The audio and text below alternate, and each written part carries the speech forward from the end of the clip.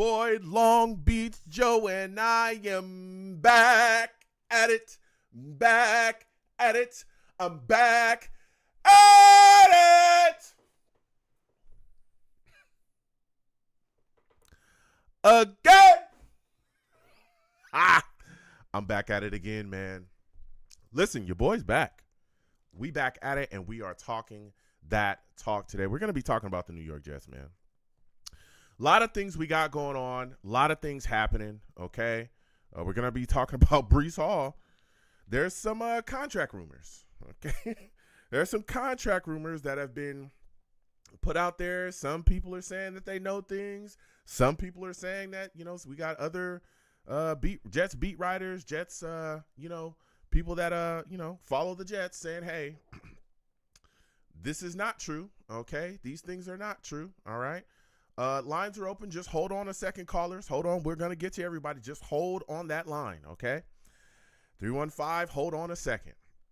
Now, listen, we got beat writers, saying that those reports are false, that he does not have a contract situation that has been offered to him by the Jets. We're going to be discussing that. We're also going to be discussing Frank Reich. We're going to be talking about him.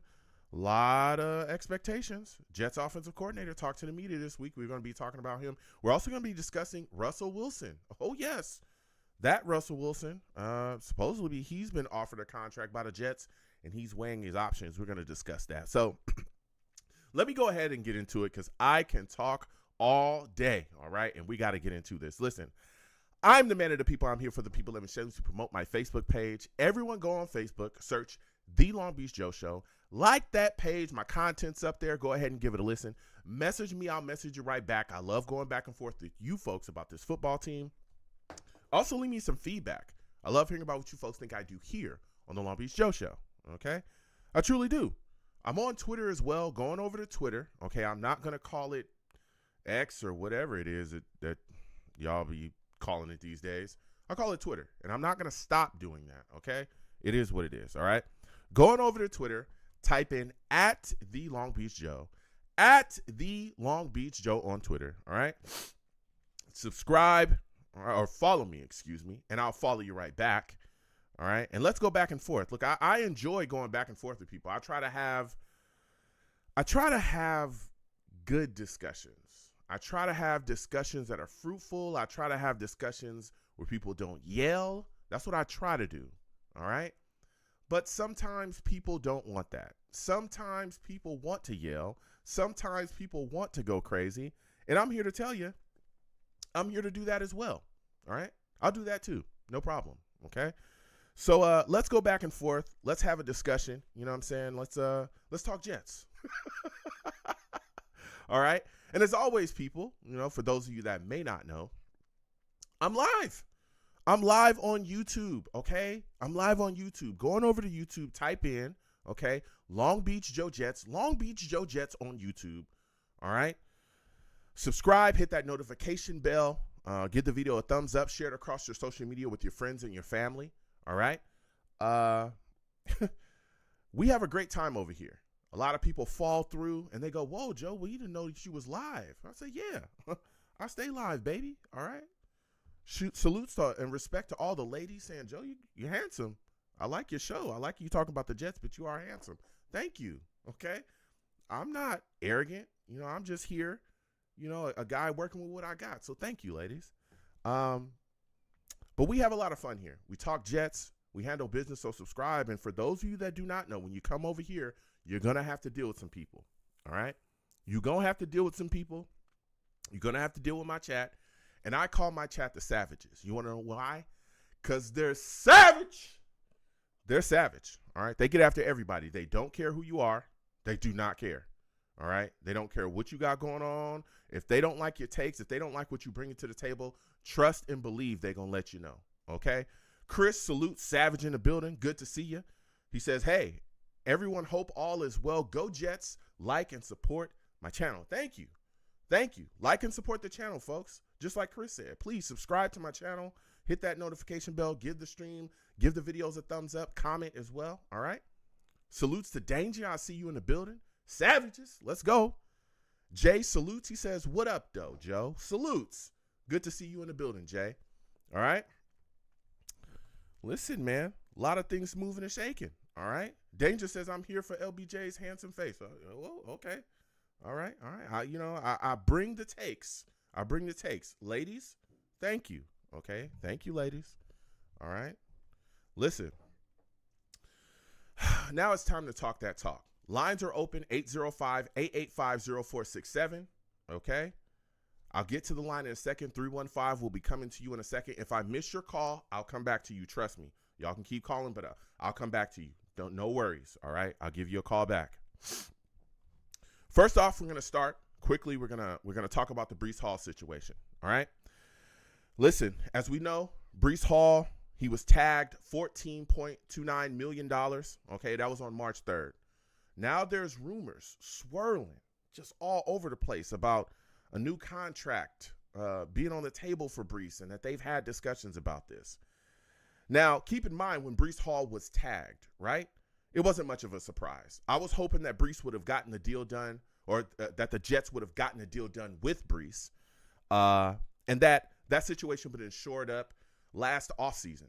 Coming into this recent year, I was hoping that the deal would be finished, because the last thing that I wanted to have happen was him get into the season like he did and play the way he did, right?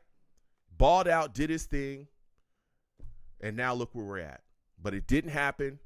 Went into the year, franchised him now, and here we are, right? Then during free agency recently, we saw Breece tweet out, damn sure got a lot of money in Florham Park. All these contracts due to signing. He's talking about Moogie. He was talking about Moogie, giving guys deals, a lot of money being spent in free agency.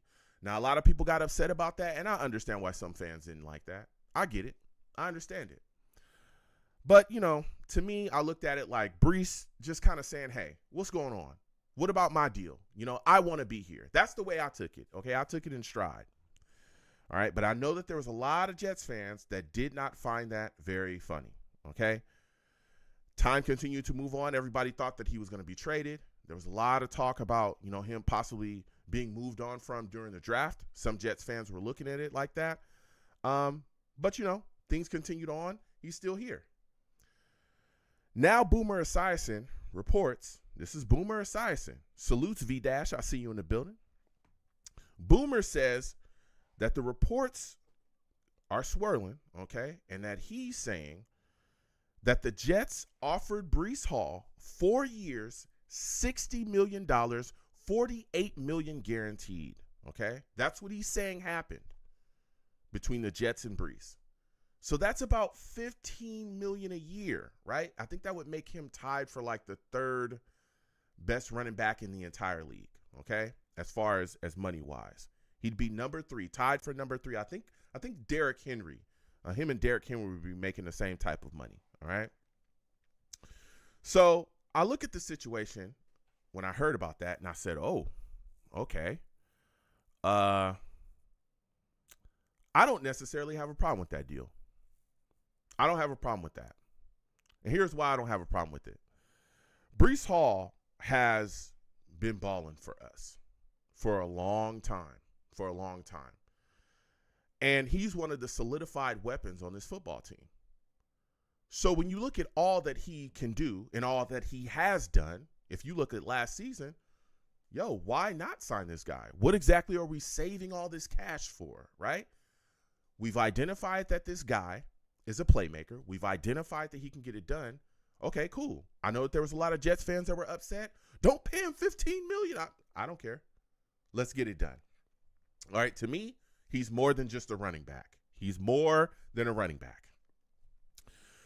But as time continued on, right, after that initial report by Boomer Esiason, Connor Hughes comes out with a report, and he's saying that Boomer's report is completely false. That the Jets are not offering and have not gotten into the space where they're talking about 4 years, $60 million for Breece Hall. He's saying that he's had his contacts and he's talked to, guys on either sides, and that's just not what it is.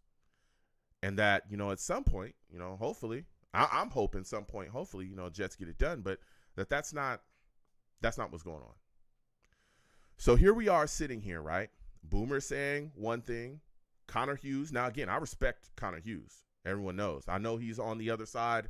He's over there with Blue, but he reports still on the Jets. We see him, talking about. So clearly he still has connections. So I'm looking at the situation. I'm saying, okay, well, maybe Connor's right. Maybe this is just something swirling that Boomer may have heard, or who knows. But when I look at this situation and I say to myself, okay, the Jets need to make sure that Breece Hall gets a deal and is signed and remains a New York Jet. Point blank, period. When I look at Breece Hall, I see a guy. I see a back that has carried this Jets offense before, undoubtedly. Okay? Multiple times. In 2022, 463 yards. He had an injury that year, but before that injury, Breece Hall was cooking. He was the man for the New York Jets. That offense, and Zach was, going through his growing pains as a quarterback here. Breece Hall was the linchpin. He was the guy that we could go to for answers offensively. The Jets were 5-2 and were hot before he got injured against the Broncos. He was running all over the place, carrying the Jets offense left and right. He was the guy that we were leaning on constantly. The running game is what was cooking. It was Breece Hall doing it all. Right? Then he comes back in 2023. Everybody's like, oh, he's coming back from a big knee injury. He's going to struggle. They put him on a pitch count. Anybody remember that, a pitch count? Yeah, that pitch count didn't work. 994 yards. Came back and looked like nothing happened to him.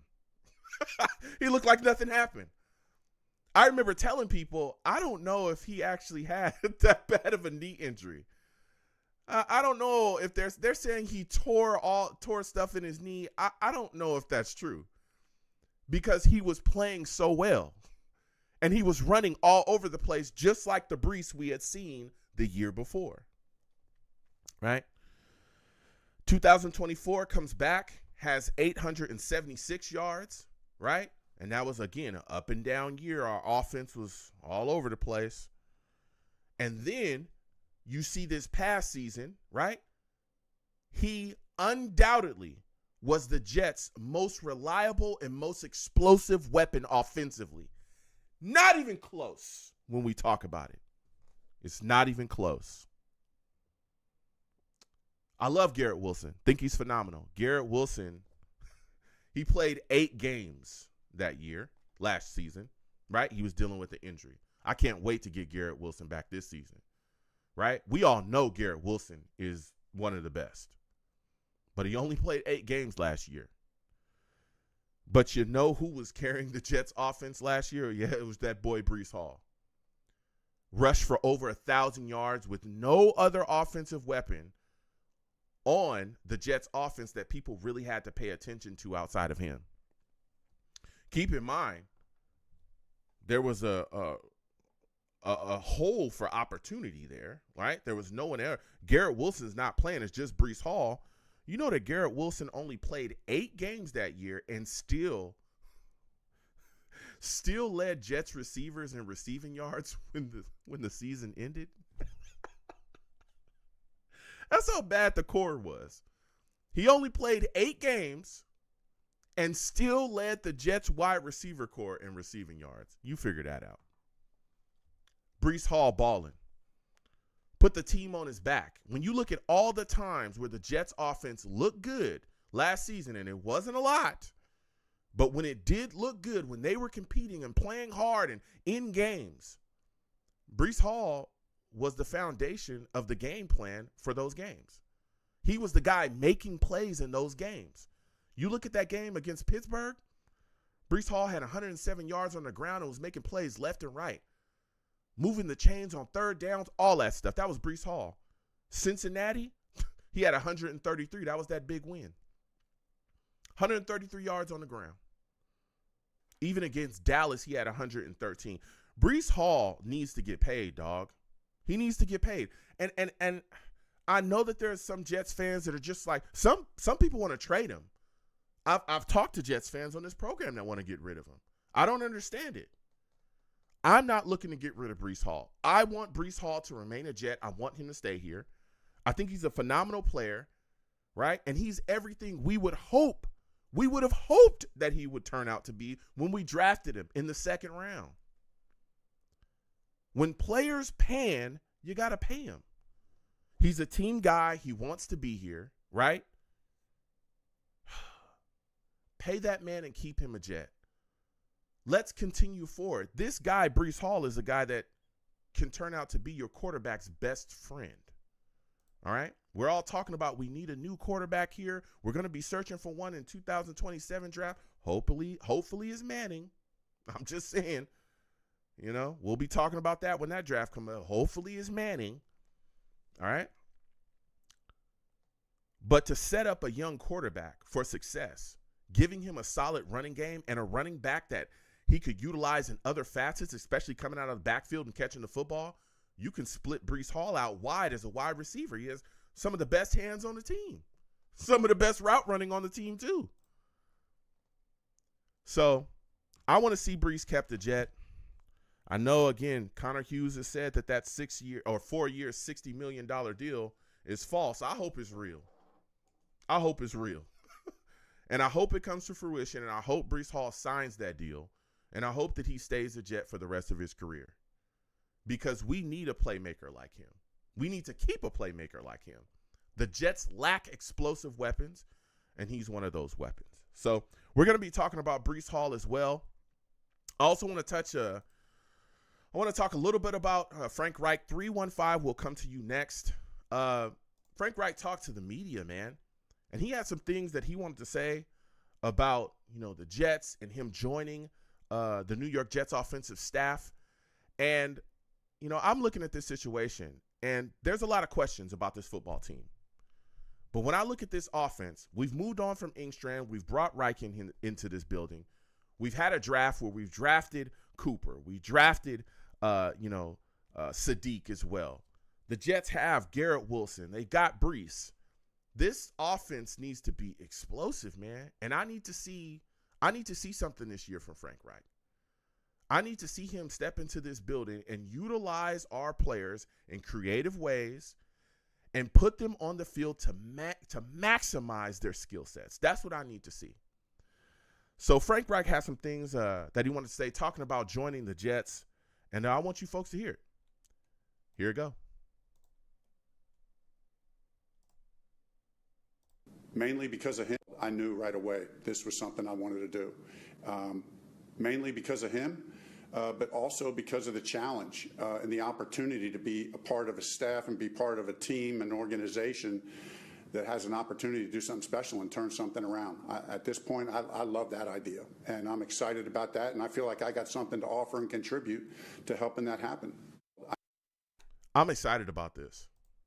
I'm excited about it because far too long, and I'm talking far too long, has the Jets had issues offensively.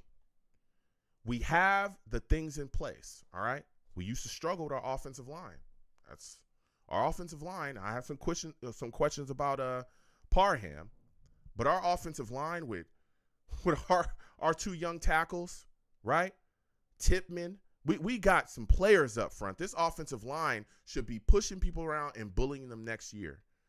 But I want to see what Reich is going to do to put guys in place. What is his offensive philosophy going to look like here?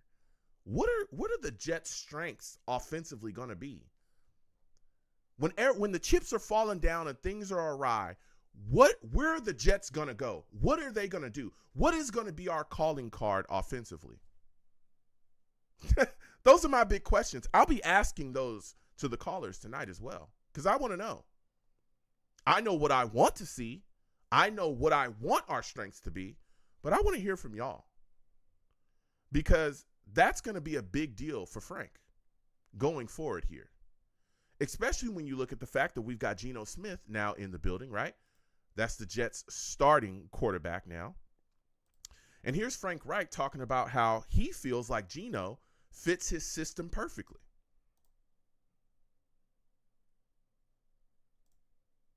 And how well do you think that he fits into your scheme? I think he fits perfect. I've liked Geno from day one. When he was coming out of West Virginia, I had a high grade on Geno. I'd not met Geno before here, and I'm kind of glad because I'm even more impressed with him now meeting him in person. I feel his resilience, his toughness. I always think the number one attribute in any quarterback that you need, especially you want to come and turn something around, is you need someone who's tough. I mean, tough mentally, tough physically, and I feel that from Geno on every front. I think his experience, the ups and downs that he's been through, and he's had great success and had to deal with some tough seasons. And if you play in this league long enough, everyone's going to face that. And if you are the person, if you're the right kind of leader, then you come out of it better. And I think that's the version of Geno Smith we're getting. We're getting the best version of who he is, and I think his best football's ahead of him. Listen, there's going to be a lot of questions, and there's a lot of questions, for Geno as well coming forward. I need to see him step into this offense and command this offense. And I know, that Geno is chomping at the bit to make something happen here. But I want to see what him and Frank are going to be able to draw up together. Because man, oh man, is this a big opportunity, right? You look at Geno Smith. Geno has, we know about his past here and what happened, and he moved on. And he went other places and was able to make some things happen. But now he's back here, and I'm looking around and I'm saying to myself, hey, can Geno Smith turn things around here? Can Geno Smith make the Jets a winner? That's a big deal. So 617. We're going to be getting to the lines again. 805-885-0467. That is the number. 805-885-0467 is the number. You can call in again. We're getting to the lines now. I just had to cover what was going on here with the New York Jets and everything. Listen, is this Rusty? Yeah. Rusty salutes. Listen, for those of you that do not know Rusty, he's a savage. Rusty's a savage. Listen, Rusty, I had to talk about the Jets for a second and cover everything. Listen, Rusty, a lot of things moving and shaking with the New York Jets right now. What are your thoughts about the Breece Hall contract rumors? And if you were the Jets GM, would you offer him for 4 years, $60 million, 15 per? Not 15 per, sadly. But Why? I like it's incentives with certain things to get him up to 15 mil. He could do it. Yeah.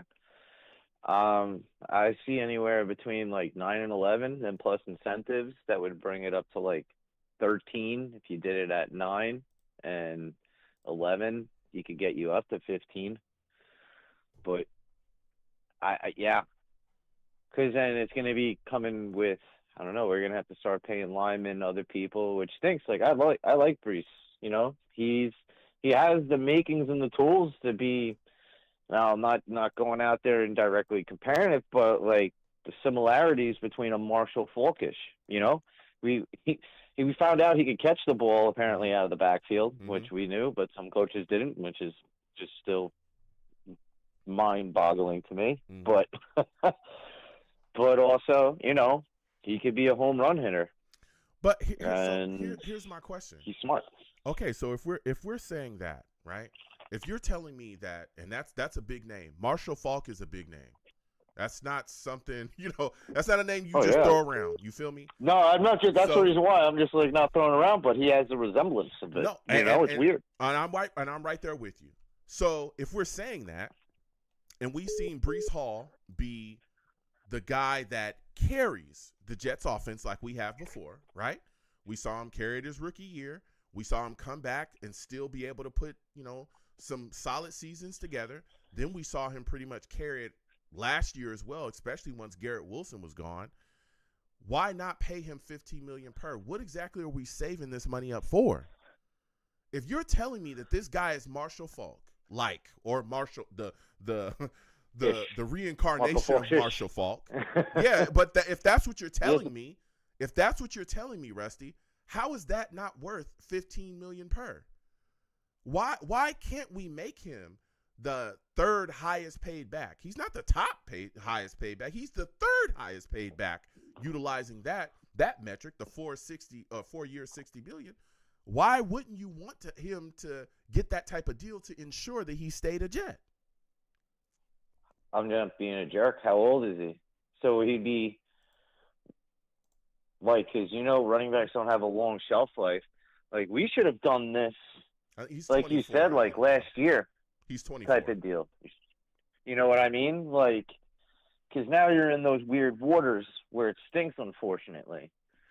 And yeah, like it's just that's like they didn't do it correctly with that. If they would have done that with him, all of a sudden it wouldn't look too bad at all because he would still be young. Like they didn't pull the trigger at all. I don't know. I look at it. I don't know. I'm in like a weird mm-hmm. like gray area with that. You know what I mean? And it stinks. Because how old is Derrick Henry actually? I think he's like 30 or close to it, definitely. And then what? Breece is 24. What, 26? He's 24. He's 24. Yeah, he's 24 years old. Shoot, then yeah, I could see it getting higher. Like the. Listen, here's the deal. The 13. And I think Derrick Henry right now, I think it's like 32 or something. Here's the deal. I look at it like this: Breece Hall, and I get running backs sometimes run themselves out, but it's not like Breece is a guy that is a power running game or something like that, right? Like he's a power back. He's not like a guy that's constantly lower his shoulder, taking a lot of damage and stuff like that. No, he's a slippery guy. He does have some power to his game. He can have slippery power too. Yeah, my bad. I didn't mean to cut you off. Like he has some power to his game, but he's a slippery guy. He's a guy that you see that you can get the ball in his hands, and it's a home run. Like you just said earlier, he's a home run hitter. Yeah. How many times have you ran that swing play to the left side where he's able to break out and find light, and he's gone, and he's just outrunning everybody? Yeah. Right? We've seen that so many times. Especially too on those weird little screen pass, but not the screen pass. It's like almost like a screen pass, but over the middle in a way. It's weird. And then he's gone. Yep. It's like they do it at the 40 a lot, and then all of a sudden you just run past everybody. Gone. So I just look. I get it. I understand why. I can see people just being like, well, just don't spend them. I'm spending it because to get a playmaker like him into the building, let's say if we were to go into free agency, we would have to pay more than that. If Breece Hall was just a free agent, guess what we're going to have to do? We're going to pay the Jets tax. We've tried this before. We tried to go get big playmakers. And he would be terrible for us. Yeah. That would be exactly. So this is a proven. Yeah. So this is why I'm saying, like, listen, I understand why some Jets fans are like, well, if you could look, there are guys on this team, right? Remember Sauce, I had no issues with him getting his deal, right? Garrett Wilson. I think I was one of the few though, but that's fine. Yeah. But Sauce was a proven guy, did his thing. Pay him. Garrett Wilson proved his thing. He's out here balling. Pay him. Breece Hall, you drafted him. He's proven. Pay him. These are guys that you've brought into this building that you drafted. Pay them and keep them Jets. Because one, not only does it show, right, guys that are here, hey, if we bring you in and we draft you and you play like a Jet and you ball, we're going to take care of you. But it also shows the rest of the league that, hey, the Jets take care of business. They handle their players correctly. And that does nothing but bode well for you in free agency.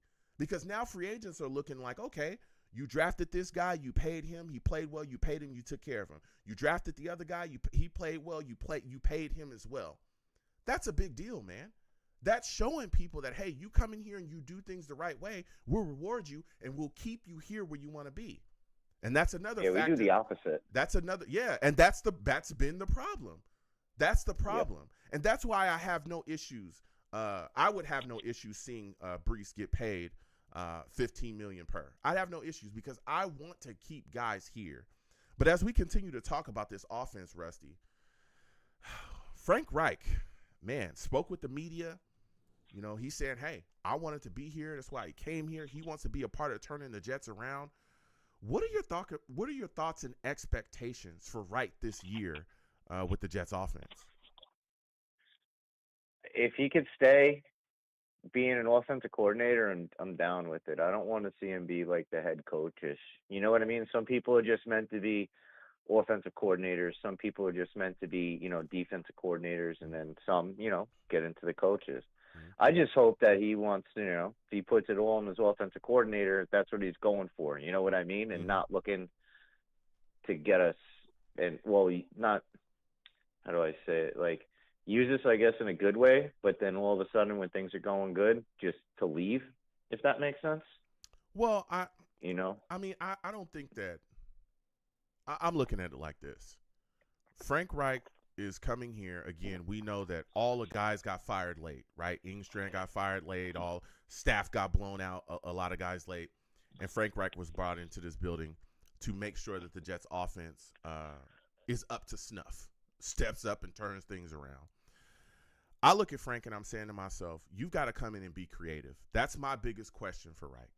Can you be creative? He never quits. He doesn't. He does. Yeah. He gets fired, but he doesn't quit. Yeah. No. I mean, like in his professional career as the quarterback, he had that craziest comeback ever with Buffalo as a quarter. Like I think that'd be great if we won a Super Bowl with him and just be like, hey Buffalo, how's it going? Yeah. Like we got him his ring. He couldn't get it for Exactly. But you look at this, but you look at it, right?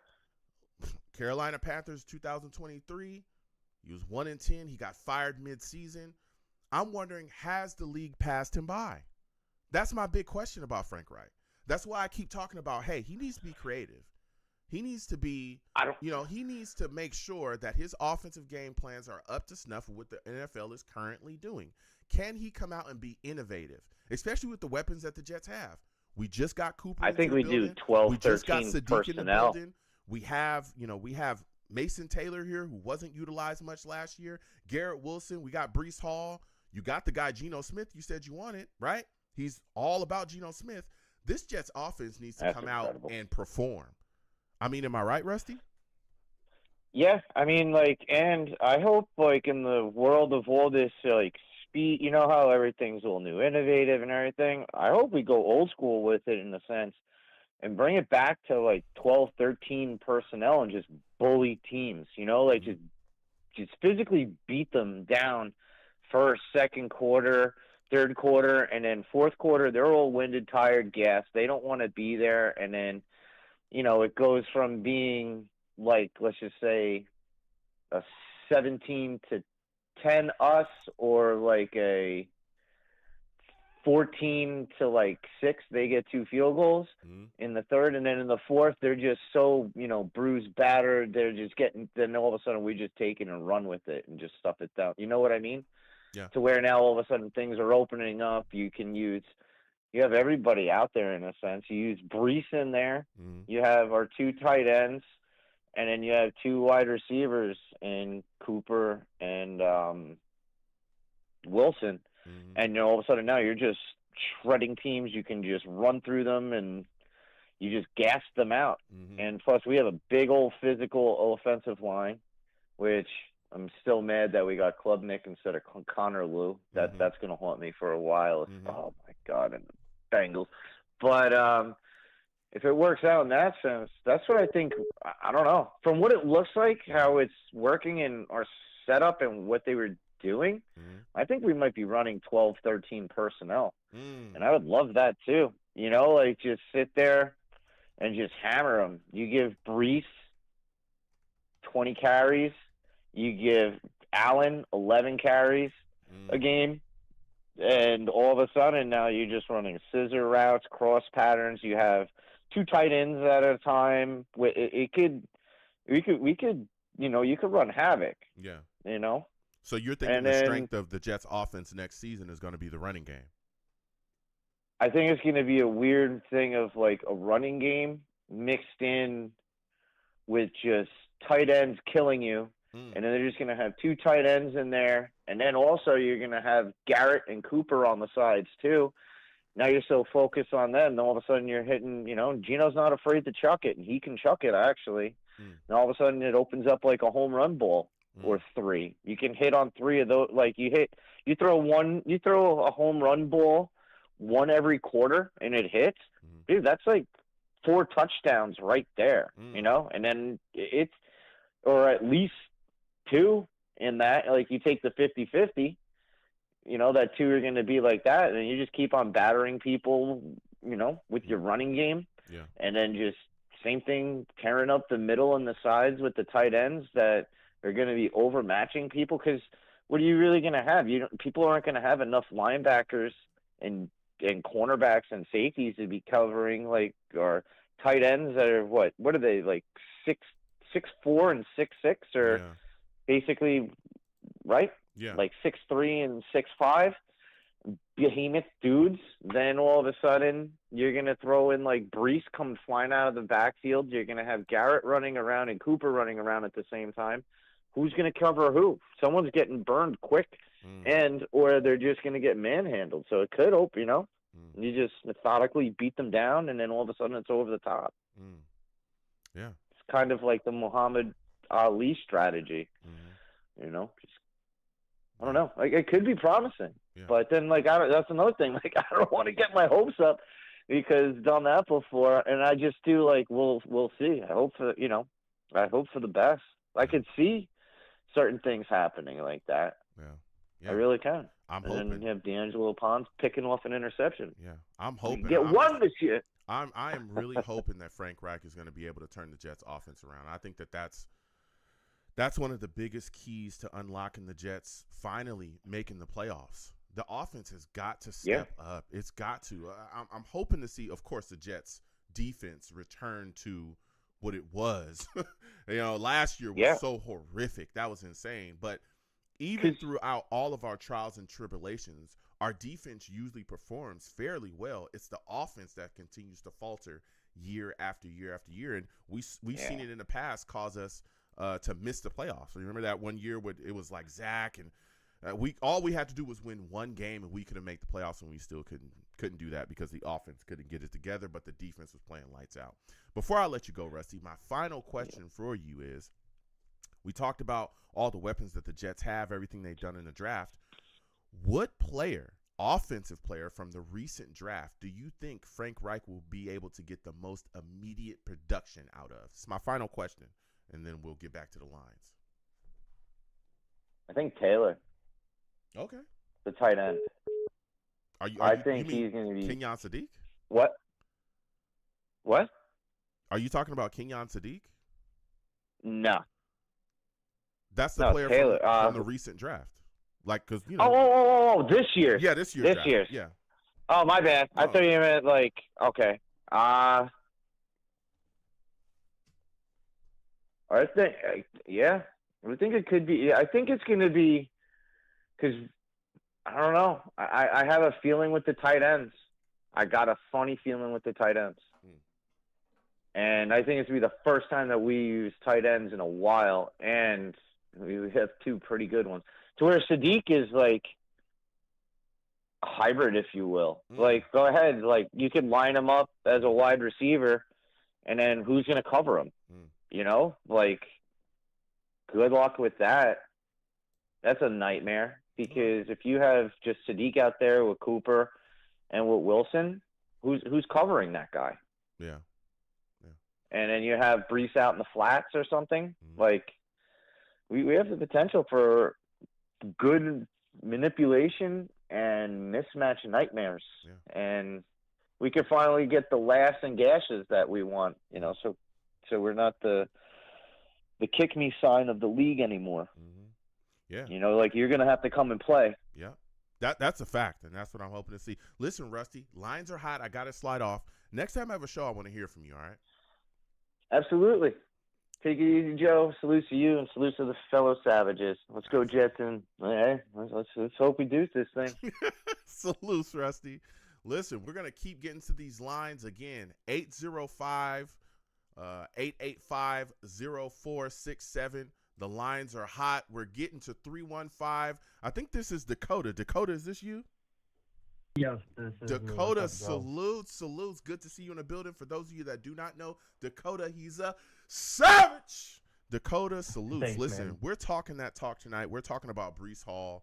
All right, we're talking about a supposed contract. Connor Hughes says the contract was not real. Boomer Esiason reported it. What are your thoughts about the 4 years, 60 million, 15 million per. Would you be okay with that as a Jets fan to see Breece Hall sign that contract? I mean, absolutely, because the last few years, Breece Hall is my favorite player, not just on the Jets and all of football. Mm-hmm. Him and Armin Membu. Armin Membu is now my other favorite player on Talk the about Jets, it. but I want Breece Hall to stay long term. Mm-hmm. I don't care what the contract looks like. I feel like he's proven it over time. I mean, look at last season, right? He had a career year, Mm-hmm. and it was a mess. And this is Breece Hall's offense.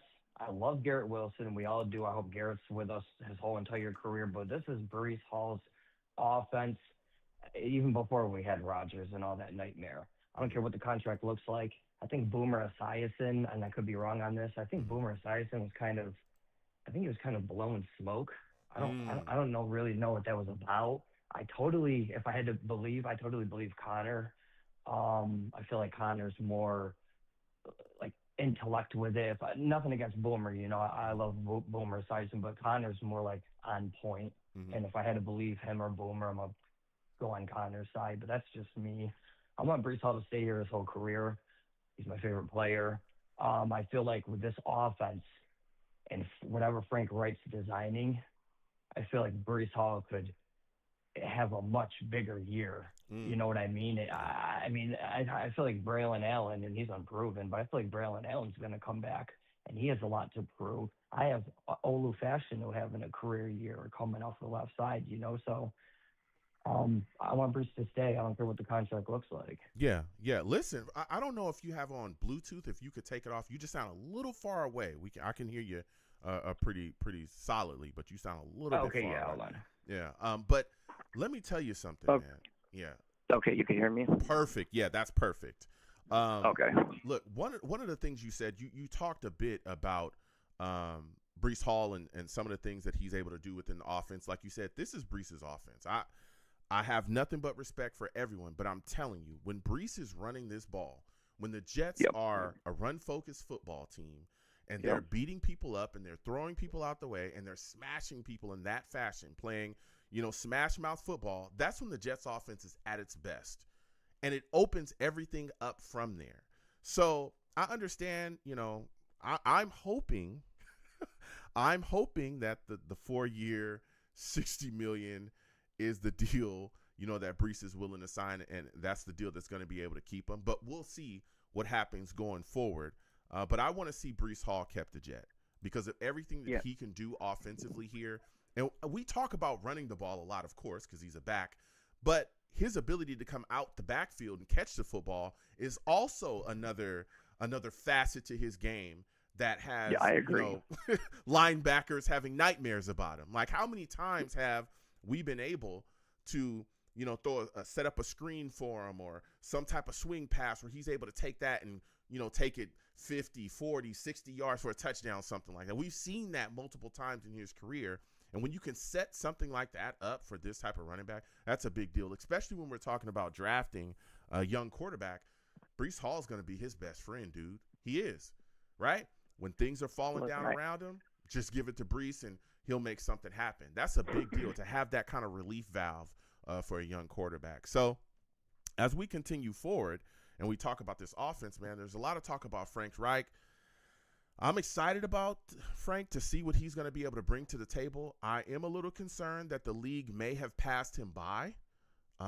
As we know, he just got, brought into this building here. We look at the past, Carolina 2023, 1-10, fired mid-season.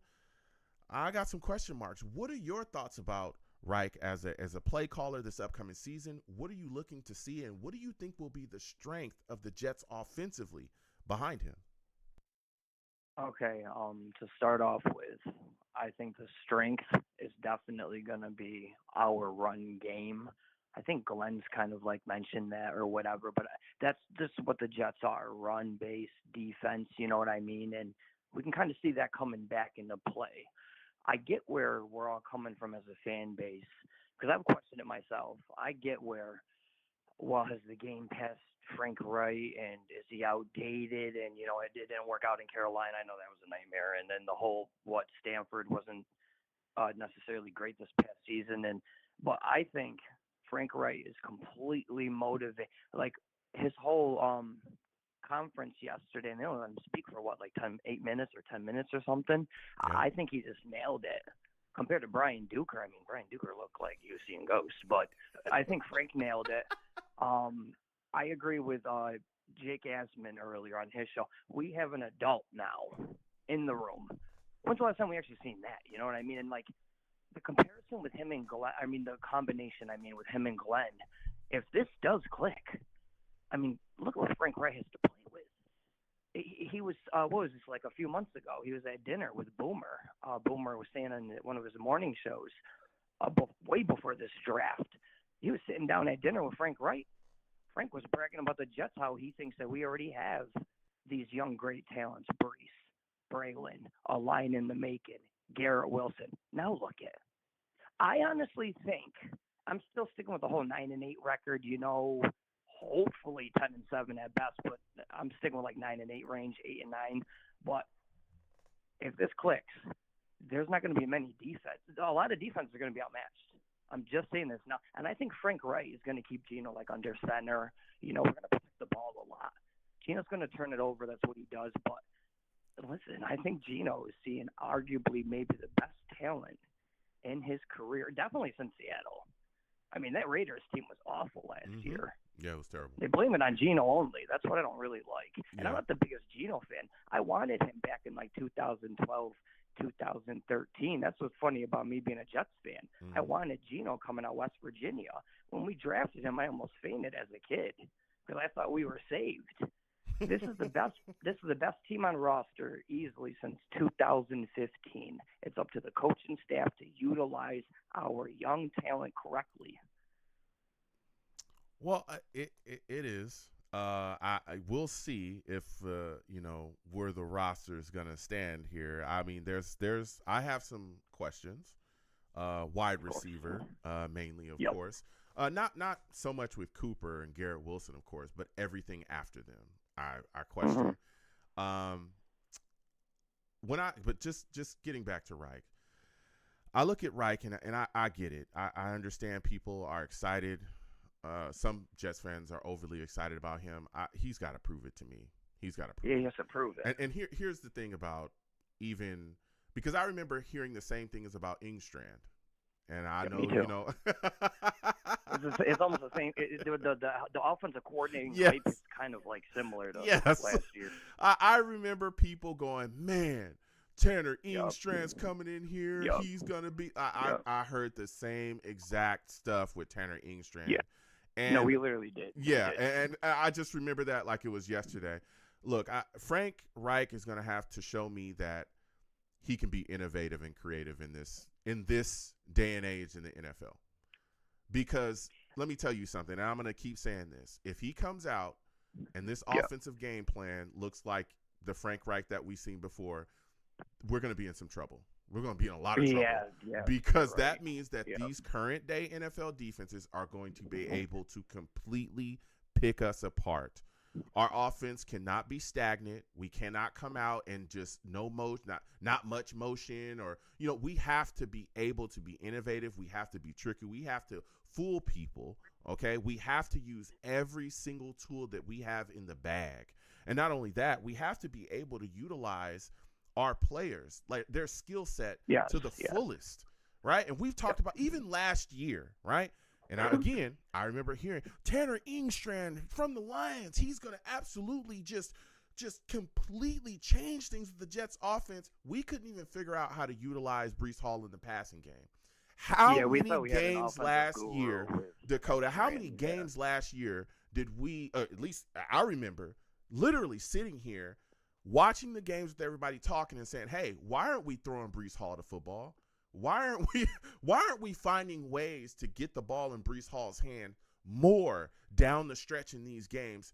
There was games where he would be sitting on the sidelines during like crucial third downs and stuff like that. So we can't have that type of stuff, this year with Reich here. But I'm excited to see what he's going to bring to the table. And I want to ask you this, Dakota. When you look at this recent draft, right? Of course, we drafted Cooper. We drafted Sadiq. Brought some guys in to really help this offense. Which one of those guys do you think will see the biggest immediate production from in Frank Reich's offense? I'm going to say, I'm going to say Omar Cooper Jr. Because I just think he's like, out of him and Kenyon Sadiq, I think Omar Cooper Jr. is absolutely ready to go. Mhm. Perfect number 2 next to Garrett Wilson. Yep. I think he's just ready to go. You know what I mean? Yes. He Yes. could Go ahead. literally Go end up ahead. a great. I like this take. Go But ahead. like, I don't know. I just think Omar Cooper, like in my opinion, I feel like he can do it all. Mhm. When we ended up, I wanted him at. Honestly, I wanted Omar Cooper Jr. at. Well, I wanted him or Lemon at 16. I would have been happy with either or. But he's going to be a great. He's going to be a great compliment to Garrett Wilson. I think it's going to be very hard for defense. I mean, look at our division. Mhm. I was scared going into the season. Now I'm more confident Mhm. because look, like maybe New England, okay, maybe their defense because they're so like Mhm. it's like the Patriot way, you know, they could have whoever and their defense will work. Who's going to be able to like fully shut us down this time? You want to stack up the box like we have Zach Wilson all over again? Stack the box on Geno Smith. You know what's going to happen if they stack the box on us? Defenses are going to be in trouble, in my opinion. Yeah. I don't think Frank Reich has to be like this god on offensive coordinator for us. I just think we need to take care of the ball, utilize Breece, utilize Garrett correctly. Mhm. You know, I mean, I think Geno's going to be awesome on slants. Mhm. He has a deep ball accurate, and I don't know. I mean, I'm praying for the best. I want Breece to stay long term. I want him and Garrett. I never want him and Garrett to leave. Let's just put it that way. Mhm. Those are my 2 favorites. Armin Membu's my other favorite now, and I love what this team's in the making. If it doesn't work out, we'll get another coaching staff in here, and look, we have talent in the making. I feel like it's all turning around Darren Mushi. Yeah. Yeah. I mean, we'll see going forward, man, because there's a lot of question marks, and one of them, a lot of people talk about different things. We're talking about the staff tonight. We talked about Reich. Aaron Glenn is one of those big question marks as well. My final question before I let you go, how much faith do you have in Aaron Glenn to be able to balance calling the defense this year, because that's what he's going to be doing. He tried to go get Wink Martindale, and Woody Johnson said, no, you're going to be the guy calling the defense. How much faith do you have in him to call the defense and manage the team as a head coach? Okay. I know how the fan base over the last year and some change has been on Aaron Glenn. I'm more of a believer towards Aaron Glenn, and I know he hasn't showed us much at all. I know his first go-around was a nightmare. I do believe year 2 is a big turnaround for him. And let's say, and I do believe it's going to work out for Glenn. I do believe his job is going to be saved here with the Jets. I do believe he belongs here as our head coach. He has a real chance to turn this thing around in such a short period of time. I have more confidence in him taking over as defense. He has no excuses. I don't understand the whole Brian Duker thing. I think he's just like the sidekick. You know what I mean? He's just there to consult and stuff like that. But like, this is what should have happened last season. And like the whole Steve Wilkes thing, I knew that wasn't going to work out. He's just one of the worst in history. But like, I feel like Glenn, this is what should have happened in the beginning. And I don't know. Let's just see how it is. I believe in Glenn's plan. I feel like he has a vision. Like I said, if it doesn't work out, here we go for the 100th time as Jets fans. Yeah. But we have talent. Look at what are we sitting on, like 150 mil. I thought it was 180 mil. I had to look that up earlier. It's 150 mil next season, most in cap space, 3 first-round picks. If I'm not mistaken, I think our Jets are going to break a draft record next year. They'll be like the first team in draft history to have back-to-back first-round picks or something crazy like that. This thing's turning around. I just don't know who's going to be our long-term coach. Do I want Glenn to succeed? Of course. I agree with Joe Beningo. I'm tired of looking behind our shoulder every 2 years, and it's this guy, and that guy failed somewhere. I'm just sick of it. You know, if Glenn could stay and prove himself, great. Yeah. I'm hoping he proves himself as well. Last season was rough. It was really rough, and there was a Oh, it's lot the of worst. questions. It was like the worst ever. It We still was. had 30 wins, and we never get the first pick. Yeah. I don't know how we never get the first pick. Yeah. It was pretty bad. But I tell you what, if he's ever had an opportunity to turn things around here, he's got it here. All right. You went exactly. You got your offensive coordinator who's been a coach before. He's been in this league before. He's been a head coach. Played on the Jets. Played on the same team with you on the Jets. Yeah, like he's been around, right? So you got more veteran Like, what guys connection into do the you building. have to have, to turn this around? He has that connect. Like, you just got to go prove it. Him, Exactly. Reich, they all got to go prove it. Exactly. And you got your offense into the building too. You went and got the players you got. You got Bailey, so you got your other edge rusher. Like you got to do something. Talent. It's almost no excuses. There's still holes. Mm-hmm. I do think we should bring in another vet receiver. Did you see that before you let me go? Did you see that free agent list? Did you see? Oh my goodness! Did you see those vet receivers? I've never seen a free agent list like that. Listen, there's some. We'll see what happens going forward. We will see. But I need Glenn to take the reins. Listen, this defense, it better not look like it did last year. It better not. It's not going to. Oh my goodness, it better not. Look at the big bodies. There's talent all over that defense compared to last season. It will be a big turnaround in that. I think the offense will be better. Mm-hmm. I think we'll actually see a Jets jump big time on the offense. Mm-hmm. I think there's more talent on that side of the ball, but that defense is going to be changed. Yeah, and I'm saying that right now. And I don't care. I know all these Jets fans talking about Will McDonald and Davis Bay. Oh, the Jets they're gonna get ran on. Those guys. Listen, you can improve as run defenders. The Jets should not be getting ran on simply because Will McDonald and David Bailey are on there. We got fat guys galore. We have bodies. We have bodies on the defense. Before you let me go, though, when's the last time we've seen the Jets defensive line this big bodied? Oh man, maybe like around 15 years ago. Yeah, you know what I mean? It's a big defensive line, man. Yep. Yeah. We're trying to stop the run. Yeah. Josh Allen, James Cook, what is his name from the Patriots? Henderson's a beast, and he was just a rookie. Yep. We're trying to stop the run. We got ran on horribly last season. Yep. That's why we got Sweat in the building. We stopped the run. Then offenses they're going to have to focus on pass. Yep. Yeah. They got to focus. I'm telling you, because if we can't stop the run, I'm telling you, Aaron Glenn's going to have some problems. Listen, Dakota, I want to thank you for calling. It's a phenomenal call from you. Next time I have a show, I want to hear from you, all right?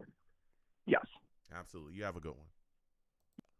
Listen, Dakota calling in, man. We've gotten some takes tonight. And I'm telling you right now, look, I want to see Frank Reich be great here. I truly do. I'm just wondering, does he still have it? I'm just, we haven't seen nothing. I want to see if you still got it. Can you be innovative in the modern day NFL? Can you do that? Can you do that right now?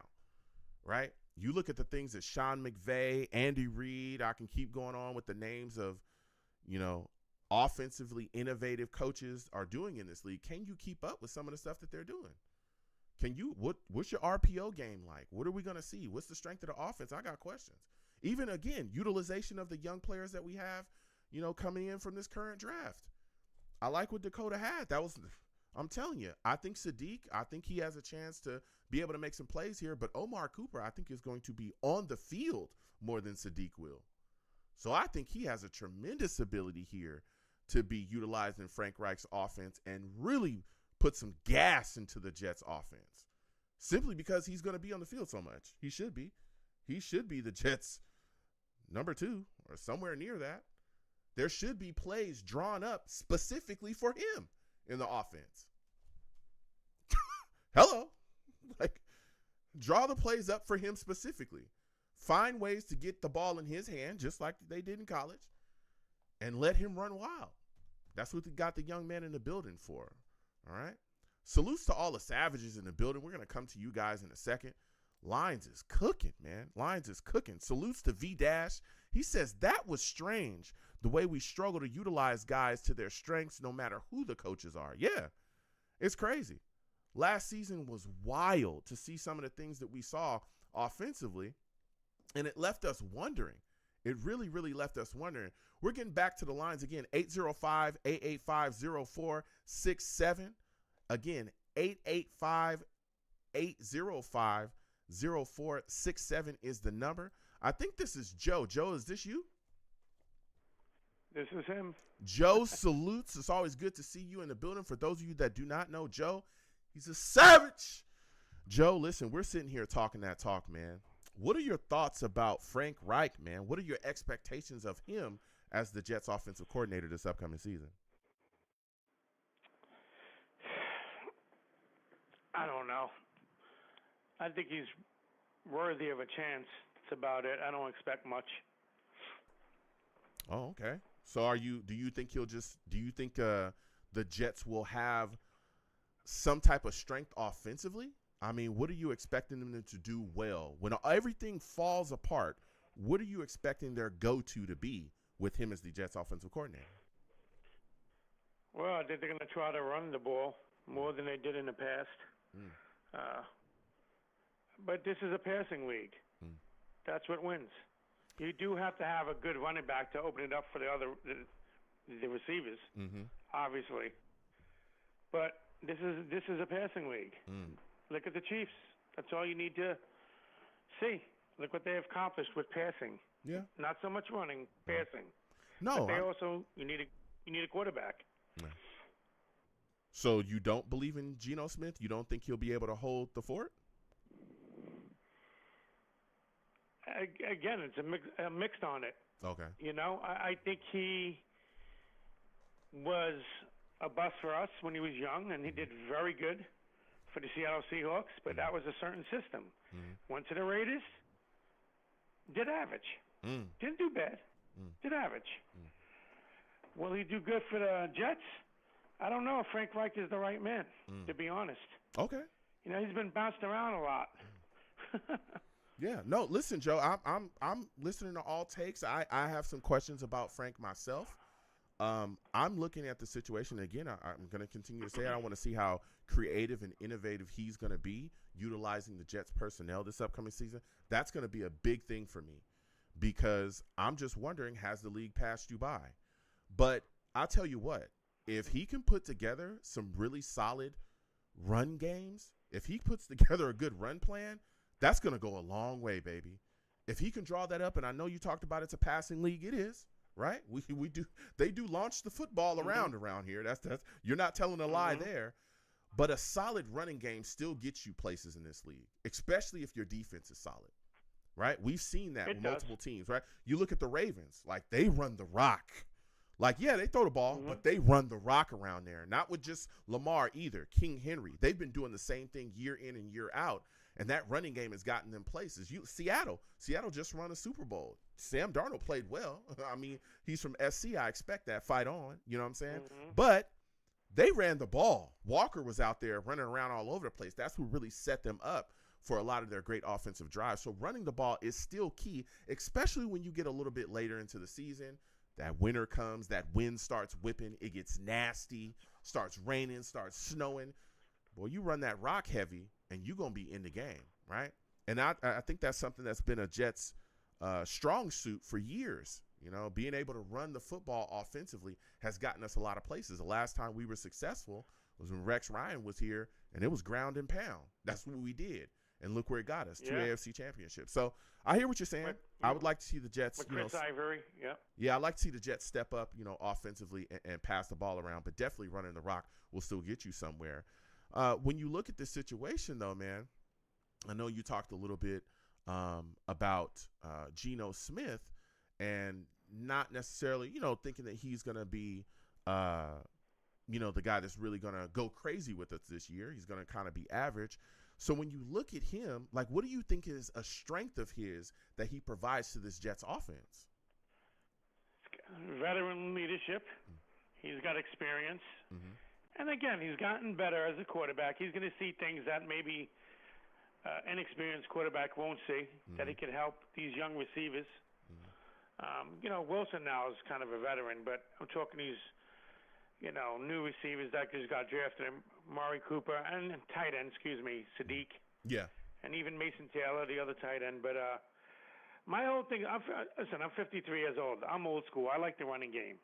That's what I remember in the 1980s. That's what I remember in the 90s. But like I said, the 2000s has changed a little bit. Mm-hmm. It's more receiving, and that's what seems to win championships. Yeah. But I agree with you, because you know football, from what I could see. The running game opens up different avenues. Yeah. Okay? Yeah. For you to succeed on the path to win. Yeah. But I don't know if Geno Smith is the man. I'm more optimistic than pessimistic with him. All right? Mm-hmm. But I've been through this Jets hype for decades. Mm-hmm. A lot of young people today that are Jets fans don't understand. There's always been promising players throughout the decades. Mm. But the one thing we never had a great franchise quarterback since Joe Namath. You don't have a quarterback, you cannot win a Super Bowl. Look at all your quarterbacks from all the decades that ever won a Super Bowl. 90% of them, not only are they all Pro Bowlers or all pros, they're Hall of Famers. Mm. Look at all your quarterbacks. Staubach, Fran Tarkenton, even though he didn't win, went to the Super Bowl. Terry Bradshaw, Hall of Famers. 80s, Joe Montana, Hall of Famer. 90s, John Elway, Steve Young. 2000s, Tom Brady. You can go on and on. All of them, Brent Roethlisberger, they're all Hall of Famers. And that's the problem. Yeah. Well, you not only got to get a good quarterback, you got to get kind of like a Hall of Fame quarterback to win. I hear what you're saying, Think Joe. about it. I don't think you have to have a Hall of Fame quarterback, right? I watched Trent Dilfer win a Super Bowl. He's not a Hall of Famer. Yeah, that's a rarity, though. I look at it like you have to have a guy, to your credit. What you're saying is you have to have the guy that's going to come out and hold the fort and not put you in bad positions. You're going to have a guy that's going to take care of business and not throw a ton of interceptions and hurt your team, right?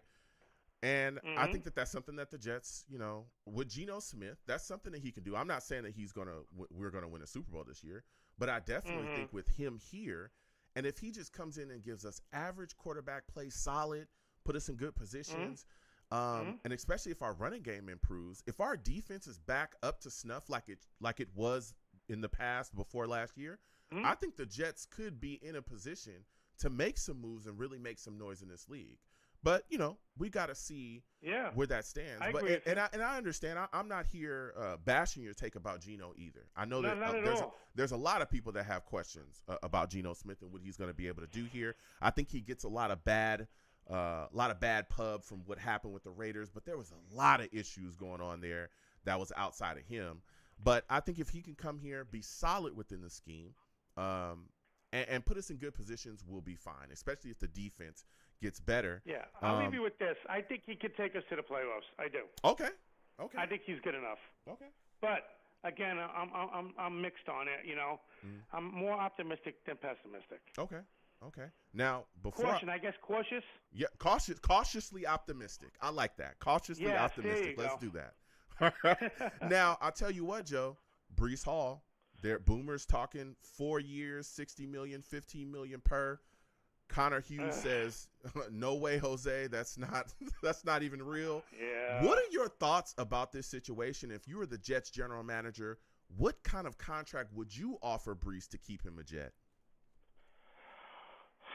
Let me see. 4 years, $48 million. 4 years, $48 million? Yeah. Okay. 12 mil, yeah. Okay. So let's say that's too much money, $15 million. He's only really run 1,000 yards 1 year. He's not a great running back yet. Wow, you don't think he's great? You don't think he's good? No, he's only been a Pro Bowler once. When you're great, you're going to make the Pro Bowl. I know that sometimes it's a little inflated, the Pro Bowl. A lot of, like Shedeur Sanders was there as quarterback, which was a joke. But I think he has the ability to be kind of like a Thurman Thomas. I mean, he's a little bigger, but like a Thurman Thomas type. But right now, I can't say he is. No, I think he's very good. Okay, but potential to be great. All right, so here's the deal. All right, and I hear you, and I want to give you some pushback about this. Look, Pro Bowl is what the Pro Bowl is. I think Shedeur, has the chance to really be special in this league. We'll see, but I think he's been all right. But I think he actually been good. But I tell you what, when we talk about Breece Hall here, you bring up names like Thurman. I'm saying to myself, has Breece even had enough here to be as great as he could be? No. The Jets' offensive line struggled for True. a while. Look at all the time that he's no been quarterback. here. Yeah, no quarterback. I didn't even get to the quarterback yet. The quarterback play has been atrocious. And when you look at what this guy has been able to do year in and year out, at oftentimes he's carried the Jets' offense. Rookie year, he carried the Jets' offense, hands down. Zach Wilson, no good. No good. He was terrible. Breece Hall was the highlight of the Jets' offense. Highlight. He was the one moving and shaking everything, and they were 5-2 with him running the rock before he got hurt. Comes back the next year, almost is 6 yards away from 1,000 yards, 994. Remember, we went and got Chris Johnson. No need for him. Breece Hall just lit it up again, coming straight off of a big knee injury. Then had 876 yards on an offense that was up and down as well. A lot of question marks as well. And then this past season breaks 1,000 yards rushing when he's the only offensive weapon here. When you look at his ability and what he brings to the table, how do you not give him $15 million? How do you? I'm not saying you got to pay the guy $30 million a year, but I'm saying making him the third highest paid running back in the league, I think would do well for the Jets, because where else are you going in the free agency market and getting a weapon like him cheaper than that? And that's if they even want to come to the New York Jets. Yeah, you're probably not gonna. Exactly. So you're not going to do that. Yeah. So my thing is, if you draft a guy, in which we did in Breece Hall, and he turns out to be what Breece Hall is, and what we all hoped he would be, how do you not pay him? With all the struggles, the litany of struggles, we talked about the offensive line. We talked about the lack of quarterback play. We didn't even talk about the bad offensive coordinators year in and year out. Nathaniel Hackett, then from Nathaniel Hackett to Todd Downing, then from them to then Ingstrand was here last year, couldn't even figure out how to throw him the football. You know what I think the reasoning is on that? Go ahead, man. You know what I think the reasoning is on it? Is that they can allocate the money to other areas of need down the road, because they feel that maybe down the road they can always draft another running back, maybe in the second or third round. It's the way it seems to be that running backs go now. Maybe once in a while you have somebody like who just got drafted number 2 pick. What's his name? Jeremiah Love? Yeah, okay. From Ohio, but I haven't seen too many running backs getting drafted in the top 10 until recently. They were getting drafted like in the second and third round, a lot of these running backs. And they were 1,000-yard rushers in college. So I think that's maybe what the Jets' reasoning is, but you got a point. Yeah. And if that's their reasoning, my question is, then why don't you just draft another guy right now that's better than Breece Hall? Like sometimes when you listen, lightning strikes, you got to make it happen. When you hit, then make it happen. Like keep the guy here. You know what I'm saying? Why go back into the forest and look for something that you already have at home? Why are we going back into the draft hoping that we can sign a guy that's going to turn out to be exactly what Breece Hall already is? Pay the guy. Yeah. Pay the guy and keep him here, especially when you look at, and I'm just keeping it all the way real, when you look at the rest of these Jets running backs, there's questions.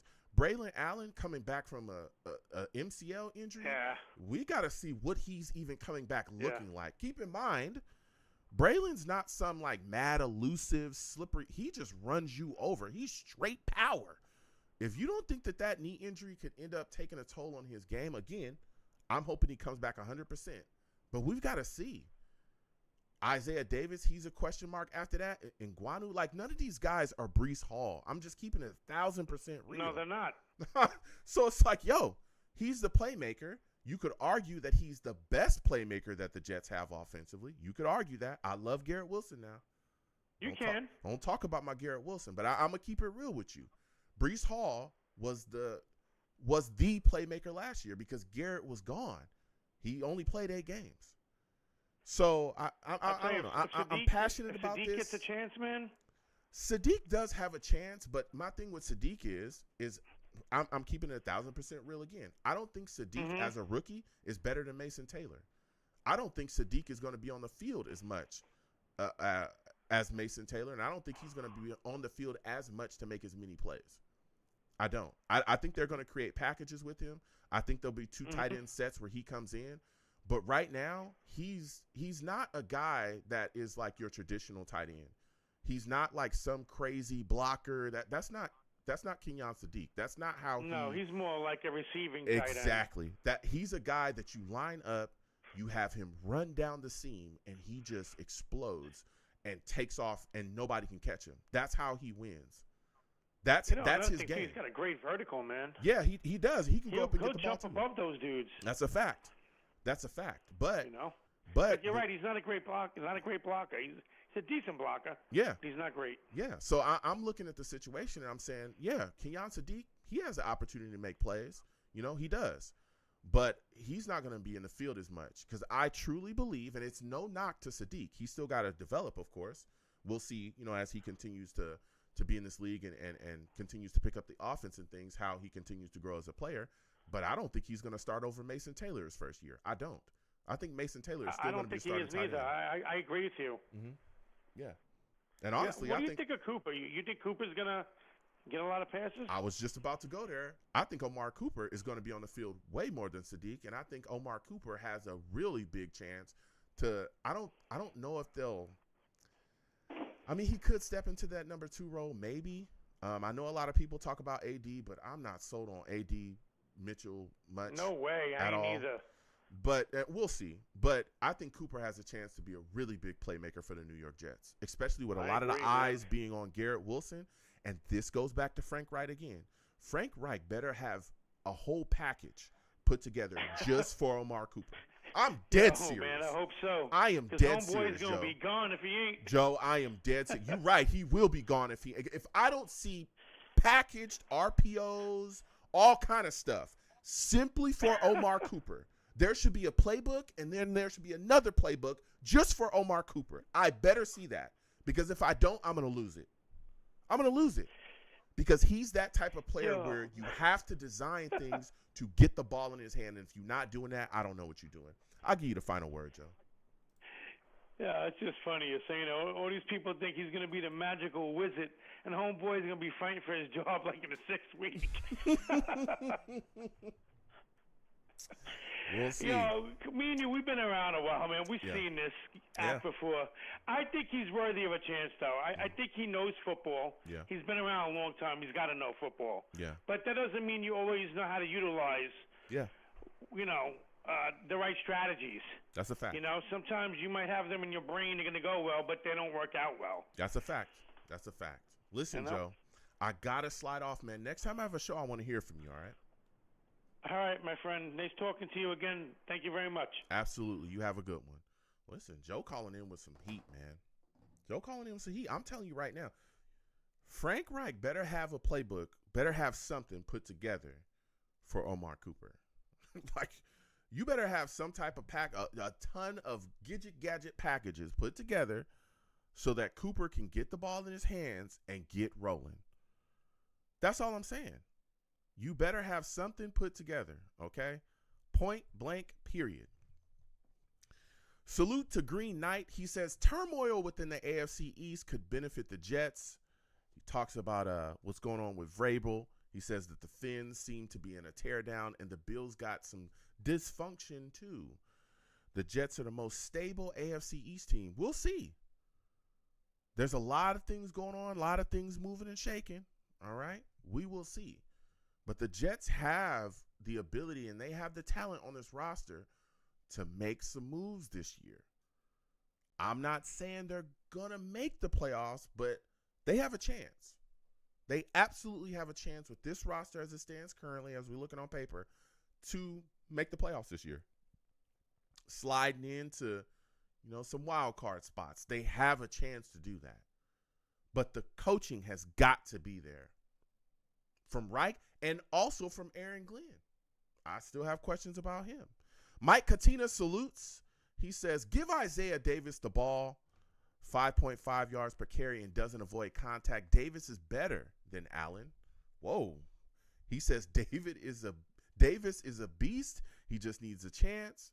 He continues on to say, in my opinion, Breece can walk. Wow. He says Javonte Williams in Dallas has better stats than Breece. And running back can be drafted in later rounds and flourish behind good O-lines. Oh, I don't know about that. When you have a home run hitter like Breece Hall, when you have a guy that has the type of skill set that he does, I'm not interested in letting that walk out the door. I'm not. Katina also says Reich may develop QBs. Frank may have a vanilla offense. We'll see. He says he's tired of terrible football. I'm right there with you. Grinch salutes. He says, I think Geno has something left in the tank. Not sure about Reich, though. Yeah. I'm looking around, man, and I'm hoping. I need Frank Reich to step it up. I need to see more. I need to see that he's going to be able to be solid in this modern current day NFL. All he's got to do is just be innovative, man. Get guys involved in the offense and utilize their skill sets effectively. I'm talking about it. I've been talking about it all night. Omar Cooper, he should have a chunk of plays designed simply for him. Strictly for him, there should be plays. 7, 3, 8. Plays strictly for him. Point blank, period. And Breece, I understand some Jets fans think it's just, okay, well, you can just draft a guy. You can't.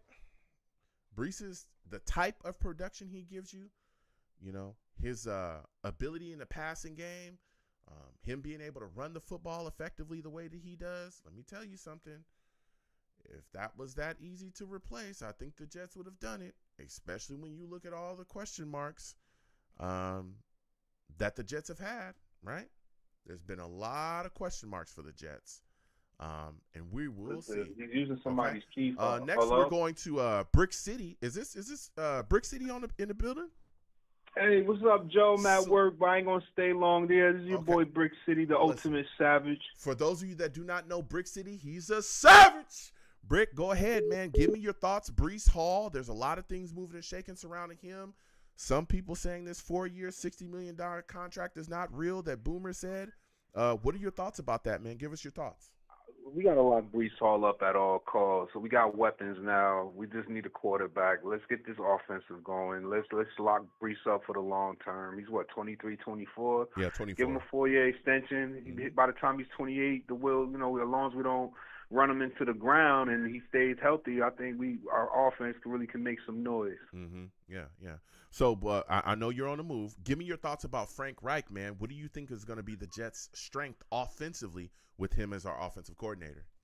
Well, when our last conversation, I really think 12, 13 personnel using play action. I like to see. He runs a West Coast style zone block scheme. We had that before, so. It's not going to be a hard system for the guys to adjust. Garrett Wilson is a walking 1,000 yards. I would love to see what Cooper can do in the middle. Are we going to put him on the outside? I'm interested. How are we going to use Sadiq in the offense? Mason Taylor for those. Mason Taylor can be that blanket, blanket for the quarterback underneath. So yeah, I'm pretty excited for Frank Reich. Okay. And his offense. Now, before I let you go, I know you're on the move, Brick City. Geno Smith, what are your expectations for him as the Jets starting quarterback this upcoming season? Can I give a stat line if that's cool? Go ahead. I'm thinking around the 3,500 yards, 22 touchdowns, 10 picks. Okay. All right. Brick City, listen. Thank you for calling in. I know you're moving and shaking. Always. Next time I have a show, I want to hear from you, all right? I'll be trying to call, my brother. Trying to call, but I'm at work, man. Salute to all the Jet fans out there. Salute to you, Long Beach Joe. Keep grinding. Keep doing your thing. Stay positive. Always keep God first, man, and always, first and foremost, go Jets. Absolutely. Thank you, Brick City. Yeah, keep God first. He already know what time it is. Salutes. Go Jets. All right? Brick City calling in with some fire. All right? A lot of things going on. I'm telling you, man. This Jets football team, it's a lot of questions going into this upcoming year, man. And I think we got North Carolina on the line. Is this North Carolina? Yes. Yeah. How you doing? Listen. I'm glad you hit me back. Salutes. First of all, for those of you that do not know, this man, North Carolina, he's a savage. It's always good talking to him. We sit back and we talk about this New York Jets football team. So let's lock in North Carolina. There's been a lot of talk about Breece Hall, man. If you were the Jets general manager, what kind of contract would you offer him to keep him a Jet for the rest of his career? I think if you take emotions out of it, I think because he's a running back, you can't give him this same kind of monster deal you could give a Garrett Wilson or Sauce Gardner. I think it'd have to be a little bit lighter. Something within, I'm thinking 3 years. Maybe you can front load him and make sure, he get the money, the money he's looking for, but give it to him on the front end, and then maybe taper it down by the time you get to year 2, or maybe within the 3rd year, you can taper down some of the money and give the team more financial flexibility in terms of the salary cap. I think it would be the best way to work that, because he's a running back, and unfortunately and sadly, running backs, their age and dog years, as good as Curtis Martin was, I'm huge. To me, Curtis Martin and Freeman McNeil were the two best running backs that the Jets ever had. I mean, outside of obviously John Riggins, who went to Washington, So when you're, I understand how you want to break his contract down 3 years, but what are you looking? How many million per year within those 3 years? How many million per are you looking to give him? Because the 4 years, 60, that's 15 million per year. I'm okay with that. I'm okay with 15 million per year for Breece Hall. I'm okay with that. Oh yeah. So I you think would I be can okay pay with him. 3 years, I'm 15 not as million a per stickler year? on the numbers. I guess like some people like Ryan, 24/7, they're pretty stickler on the actual specific numbers. I think I would probably look to lock him in the range of a top 10 running back. Breece Hall is a top 10 running back with that potential. The way this offense is set up, if he could be maximized and exploit his talent and ability, he could be a top 5, top 6 running back. Okay. So 15 million per year, you would, if you're locking him in as a top 10 running back, because that would make him the third highest paid running back. So you'd be fine with that, but you'd want to shorten it to 3 years, which I understand that. I understand that. There's some Jets fans that have maybe work it out with his agent. We let him know we'll load you and make sure within the first year or 2 you get your money right up front, and then for the team's sake, we have to taper you down by that 3rd year, and maybe we can work something out with his agent. Okay. No, something he'll be happy, because players want that guaranteed money anyway. They want to get paid up front if they can. Yeah. Try to make sure to get him his money up front, so then he come in, happy camper and good spirits. Everybody feels good. He feels good, the team does, and the fan base. We definitely want him back. I think one of your prior callers didn't think as highly of Breece Hall. Breece Hall, to me, is one of the better running backs we've ever had. I grew up with Freeman McNeil. Freeman McNeil was sensational. He was really good. When he was healthy, he was really good. I remember he used to wear the big rib pads and stuff because of his style and the way he ran and absorbed the contact and went with the hits. Breece Hall is just, it seemed like with him, he can have 3. You say, well, he's going to break one. And all of a sudden, he'll break one for 50, get to that second level, he's gone. All of a sudden, it's just him and the DBs, and he will split them. And once he got that momentum, he's hard to get to the ground because he's big. He's a big running back. I see him in press conference. I say, man, look at his arm. He is huge. He's bigger than you think he is. Yeah. Most running backs back in the day were kind of diminutive, kind of small, like the Tony Dorsett. Yep. They gained most of his speed. But this cat is thick. He's bigger than you think he is. Yeah. Breece is something else, man. And a lot of people, and again, his game, he's so slippery. But a lot of people look at him because and even his speed, a lot of people talked about, when he got drafted, he's deceptively fast. He is. This guy can move. Yeah. We see him take off. He swings around that left side, and then he's pulling away from people. But people also forget he's got some power to his game as well. He can lower his shoulder. The key thing with him is momentum. Once he gets to that second level and gets that momentum and a head of steam and really, when his mind is right and really plow forward, it's hard to tackle. Remember the early years for those injuries, he was hard as hell to tackle. You couldn't get that man to the ground. Once he got to that second level in there with them linebackers and safeties, he was hard to get to the ground. I remember him making runs, but he was almost taking it in the end zone was all they can do to keep him out. It was hard, Yeah. No, listen. I'm not this huge salary cap guy, but I tell you what, Yeah. whatever the Jets got to do, this deal that's been talked about, $15 million per, I'd be fine with that. I'd be fine with And that. see, the whatsoever. good thing is I'm hearing some pretty big numbers in terms of our salary cap for this year and next year. Yeah. So that gives us that opportunity and flexibility to be able to do this with Breece Hall. Yep. Yeah. We should be very happy. We're actually able to do it with some teams. A lot of teams just don't have the flexibility to quite give Breece Hall the deal he's looking for. Now we can do that, and it'll pretty much all but set it up for 2027. Yeah, I think every day I'm going to websites doing my little draft simulators. I did the ones for this year, and I've been, the team is thinking with me. I've been taking on my draft simulators online. I was taking Kenyon Sadiq at 16, and the Jets were thinking just like me. They took him at 6. I was shocked. I was like, wow. They actually took him. Me and the Jets were thinking alike. At 16, Sadiq went. Yeah. So I was a prognosticator on that. So I was pretty happy and surprised. But anyway, Breece is a very talented running back, and I believe the way this offense is set up, it comes down to Frank Reich and Geno Smith. What kind of chemistry it is between those two. Is Frank Reich willing to open this offense up and be innovative and open it up? If we at least have a quarterback that can throw the football. This seemed to be a new thing the last 15 years, finding a quarterback who's willing to throw the ball. Like when I was coming up, it wasn't like this.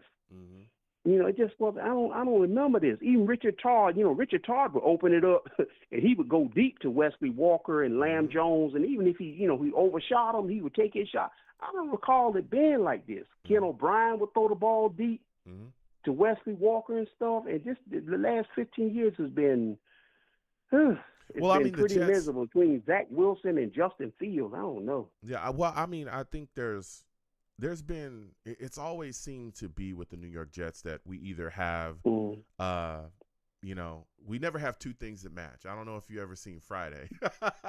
Smokey says, I gotta check it out. No burger, peanut butter, no jelly. We never have two things that match. We either have, a quarterback. I remember Sam Darnold was here. He's a guy that liked to open it up and let it go, right? Like Sam had no issues launching the ball down the field, but we didn't have the weapons. We didn't have the protection. We didn't. So then he drops back, he gets smacked, right? He tries to let go. Yeah. So then what happens? We get him up out of here. Now you got Zach Wilson. Well, we had some weapons when Zach was here, but Zach wasn't the right guy. And the weapons weren't the greatest. As we thought that Corey Davis was going to come in here and light it up. We saw what happened with him. There were some other issues as well. Elijah Moore ends up departing as well. Like there was some. Right. Of course, Garrett Wilson came about and phenomenal wide receiver for us, but Zach Wilson just wasn't the guy. So it's just kind of like that kind of situation where it's really up and down. But I think that if we can, if Geno Smith is able to, step in here this season and really put some things together, and he doesn't have to be, he doesn't have to be Patrick Mahomes, but if he could just give a solid quarterback play, average to slightly above average quarterback play, if the Jets defense is back to its former standing, I think the Jets they have a chance to really be in the eye of possibly making the playoffs. Am I wrong about this, North Carolina? You're not. I'm thinking the same thing. It's going to be close. If the chemistry between Geno Smith and Frank Reich is good, I think if they can get it going, short to intermediate, run the ball with Breece Hall, screen it down to Breece Hall, mix it up with the wideouts, and take their shots down the field time to time, just the right balance with this offense could be really good. I'm thinking we could win 8 games and maybe be a notable mention for a possible wild card. I think it's going to be close. Yeah. If we can get this defense back, playing to respectability. Because I don't remember the Jets ever when I was growing up ever having a bad unit. Even when we didn't make the playoffs some years in the 80s, we always had good defenses. I don't know why we performed so bad. But you know what? When I remember watching games last year, it seemed like it was a lot of miscommunication. Whenever you see people wide open, that's miscommunication. That's not them just getting beat most times. It's just people not being on the same page and miscommunication. Hopefully Glenn calling the signal and putting his hands on his defense can clean a lot of that up, Yeah, and I'm hoping. Now, before we get to Glenn, because I'm Yeah. gonna go there with you. When you look at the situation with Frank Reich, right? We talked about this offense and him being innovative. But what do you think is going to be the strength of the Jets offensively with him as the offensive coordinator? When everything breaks down, where do you think the Jets are going to go to kind of get everything in recovery mode and get the power back in their hands? I think the key is the fact that we have an offensive line and a set of tackles that can block the opposite team's edges, even if their edges are pretty good, minus Myles Garrett. Nobody can block him. But anybody else, our tackles can hold their own. And what I like is the fact that we have tackles that can hold their own and man up and block good edge rushers. And we have two tight ends that are willing and fairly better than decent blockers. I think that's going to bode well as far as the edges and give Breece Hall that opportunity that he want to take it outside. On some of the runs, he'll have that chance to do it. Mm-hmm. Yeah. So you think the running game is going to be the strength of the Jets offensively? It could initially until they can get comfortable enough with Geno Smith and start hopefully at some point integrating more passes. Because what I love about this offense now is we have the weapons to go downfield as well. I think this offense, if it's executed correctly, could be the perfect balance, the best balance that we've seen in a long time. Do you think that I know you talk about balance, but do you think that Frank Reich is going to be an offensive coordinator that identifies guys that he wants to get the ball to early in games just to get them going and get the fire started? Like, I watch the Rams, right? I watch Sean McVay. He finds a way to get Nuka the ball at least maybe 2 to 3 times on their first drive often. Do you feel like Frank Reich is going to do that here with the Jets? And if so, who do you think is going to be his Nuka here with the Jets? Well, we understand that Garrett Wilson is number one. They can probably try to get out to a quick start, quick pop passes, little screens to Garrett, make sure he getting his touches along with Breece Hall. And then as we go, progressing within the season, hopefully we'll start to see Kenyon Sadiq actually catching some passes. Initially, they would have him block. He and Mason Taylor and just focus on trying to block for the running game. And then hopefully as the season progresses, now you'll see him take advantage of the matchups against linebackers who might struggle against Mason Taylor, who's very athletic, and Kenyon Sadiq. Yeah. I think that, me personally, I think that Garrett Wilson is definitely going to be I'm excited to see how he utilizes Garrett Wilson within this offense too. I'm telling you, I watched Sean McVay, and I watched him get Puka Nuka the ball. It was a game recently I was watching with him. Excuse me, but I watched him get Nuka the ball like 4 times on one drive. And I was like, what is going on? Like, he moved him all over the place. One of the plays, I remember he motioned him from out wide into the backfield. Nuka comes out the backfield wide open, hits him. It was like a 15-yard gain. He found another way to get him the ball later on in the drive. It was like a 10-yard gain. Like, it was just, and it was so easy, but you could see he was setting things up, getting his big weapon the ball, utilizing him get the offense rolling. You know what I'm saying? Get it off to a start. I'm going to let you know I'm coming full steam, with my star, and I'm going to hit you in the face. And it was like, I look at the Jets and I go, well, what? Why don't we do that? Like, why don't we? That's right. Why don't we find a way to get Garrett Wilson the ball that effectively? Why don't we find a way to get our I don't quite understand it either. I don't get it. I don't understand it either. Why they don't screen it and run little reverses? I'll be running reverses, double reverse screens, a little bit of everything, pop passes. Yeah, I think and he with actually Sadiq ran. Size, I'll be having that man in the backfield with Breece Hall 2 back off and Kenyon Sadiq lead plays and all type of crazy stuff. Yeah. They wouldn't know what was coming. If I was running that offense, you wouldn't know what was coming. It'd be ridiculous. You'd be like, what the hell?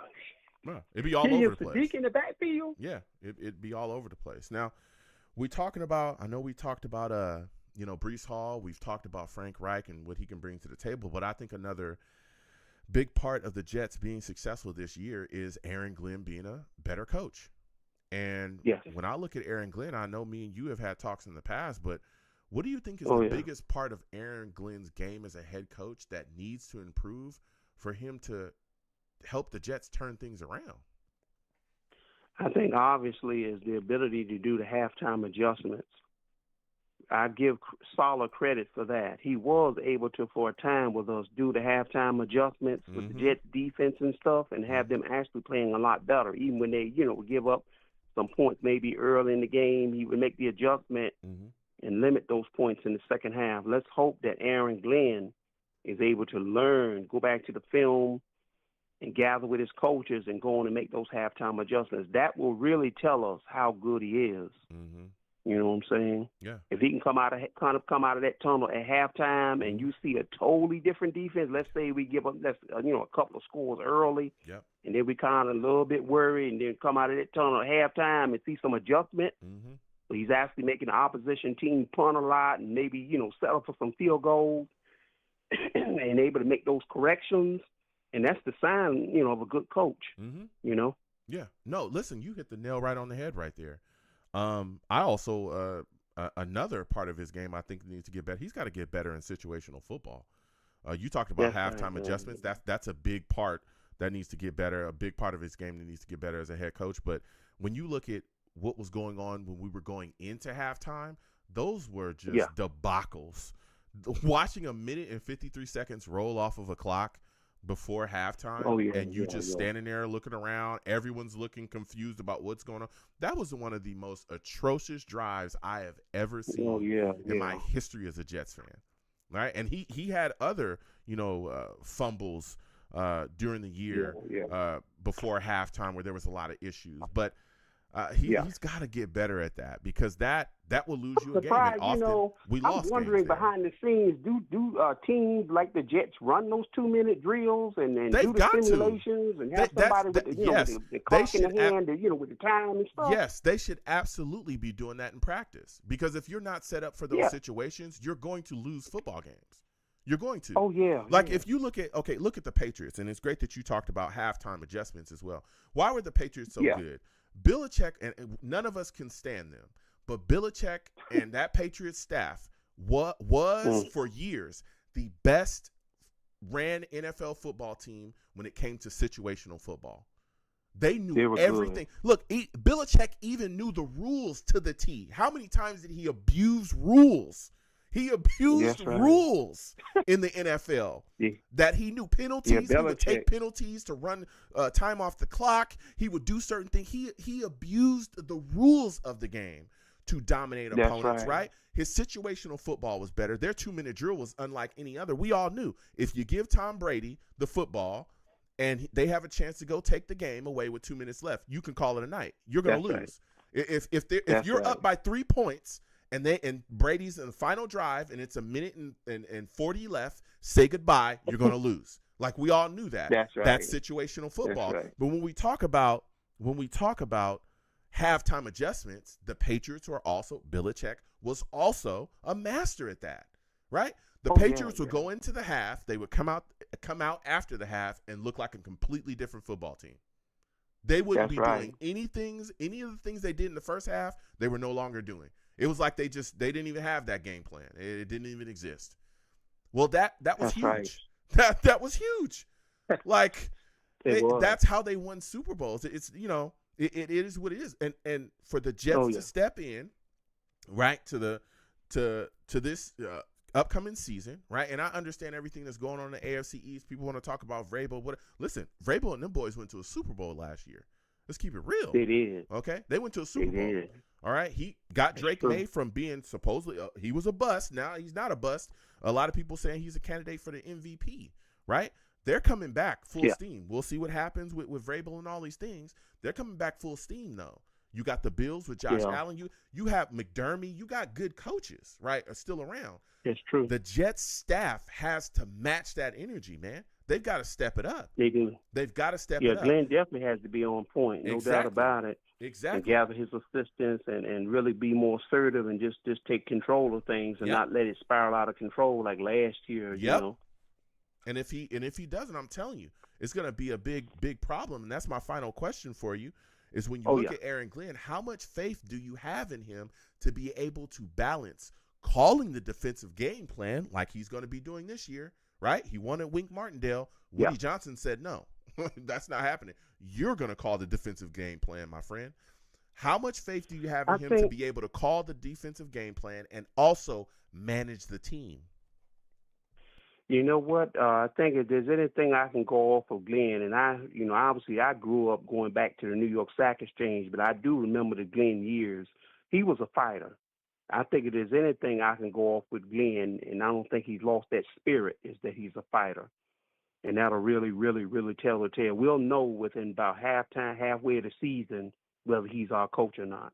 I don't think it's going to take a long time to see whether he's really learned some valuable lessons and if he's able to make that transition and make those adjustments that I spoke about and finally learn and get more of a sense of it. Because I think what it was, I think it was more of a shock, being in there at the helm, is that on one hand, I think he was really sincere and wanting to turn the program around and, him being one of our guys. But I think once things started to spiral, it was kind of a shock to him, you know what I'm saying? I think getting over that initial shock, getting settled, getting into year 2, and now he's not a rookie head coach anymore. He's got some experience behind him, and I think he's learned some things. And we can see that as he assembles his coaching staff.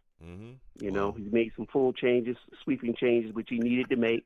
He kept his special teams coach, which is brilliant, great special teams coordinator, and he's made some changes to his coaching staff. The key is Frank Reich. It all comes down to him. To me, it's Frank Reich and it's Geno Smith, what those two are able to do.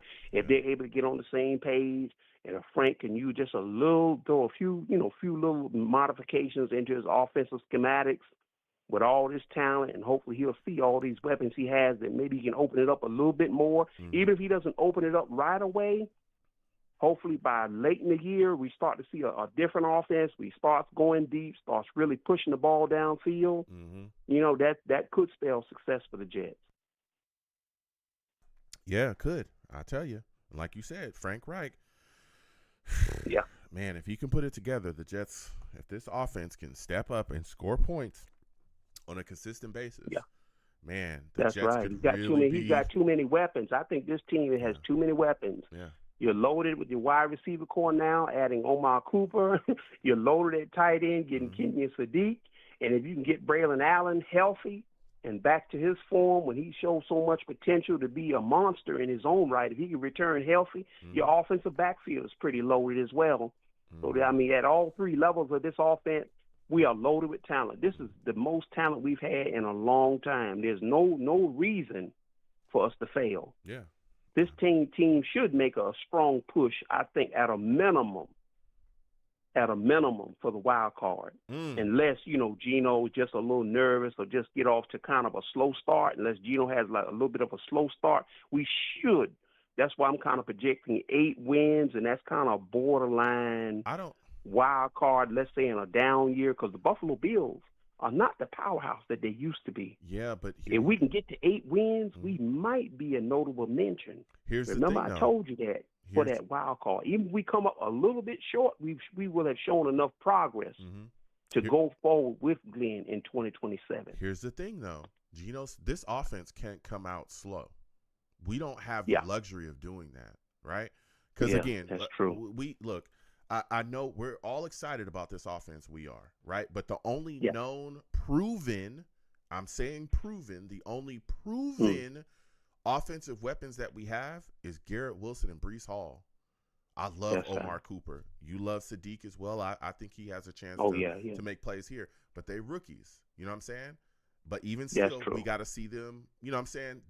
They'll come along. We hoping. But we've got to start fast. We got to come out and throw everything at people out the gate. We got to roll. That's true. Because we're not talented enough to be, we're going to start slow and, our first 4 games, we go 0-4, 0-5. No, you cannot do that. Not the New York Jets. We're not talented enough. You have to come out and be strong week 1. Real talk. We don't have the luxury of doing that. Now, the Chiefs, they got the luxury of doing that. I think if they can avoid a 1-5, 1-6 start, let's say they get out of the gate. Not us. 2-4, maybe 2 wins, 4 losses, something like that, and could just keep the games competitive and close, they might be able to flip it. and get to that magic number I've been thinking about, which is 8. I mean, and again, I understand. We're talking about, the Jets have the possibility. They talent-wise, I could see the Jets sliding into that last wild card spot. But more so, I want to see the Jets come out and be competent. I want to see them come out and fight and put things together. If they're dog fighting a lot of these games and they just end up losing by 3 points or putting some things together, I still would be like, okay, we're a rebuild. We're in a rebuild. We all know that. Right. There's a lot of questions that are going to be answered. But if you come out slow and you come out sleepy like we saw last season, bruh. I'm going to want Aaron Glenn out of here. I'm going to want a lot of other people up out of here as well. So, that's true. It'd be rough. It'd be a disaster. Yeah. We just have to hope that the Jet defense can kind of set the tone, get on the same page, even if it's not the units of some of the units I grew up with, like the New York Sack Exchange, the 85 Jets, the Jets under Bill Parcells, Rex Ryan, even early Robert Saleh, after the first year.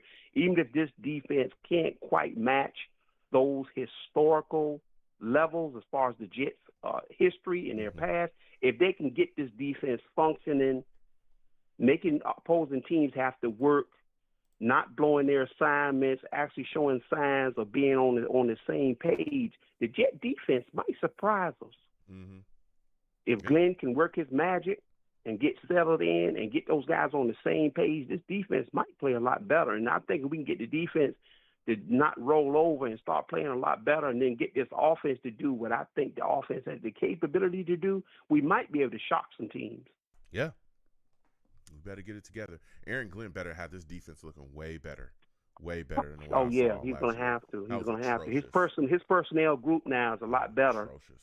At all 3 levels, I can say when we talk about the offense, the defense has done the same. They've added some excellent talent to the secondary.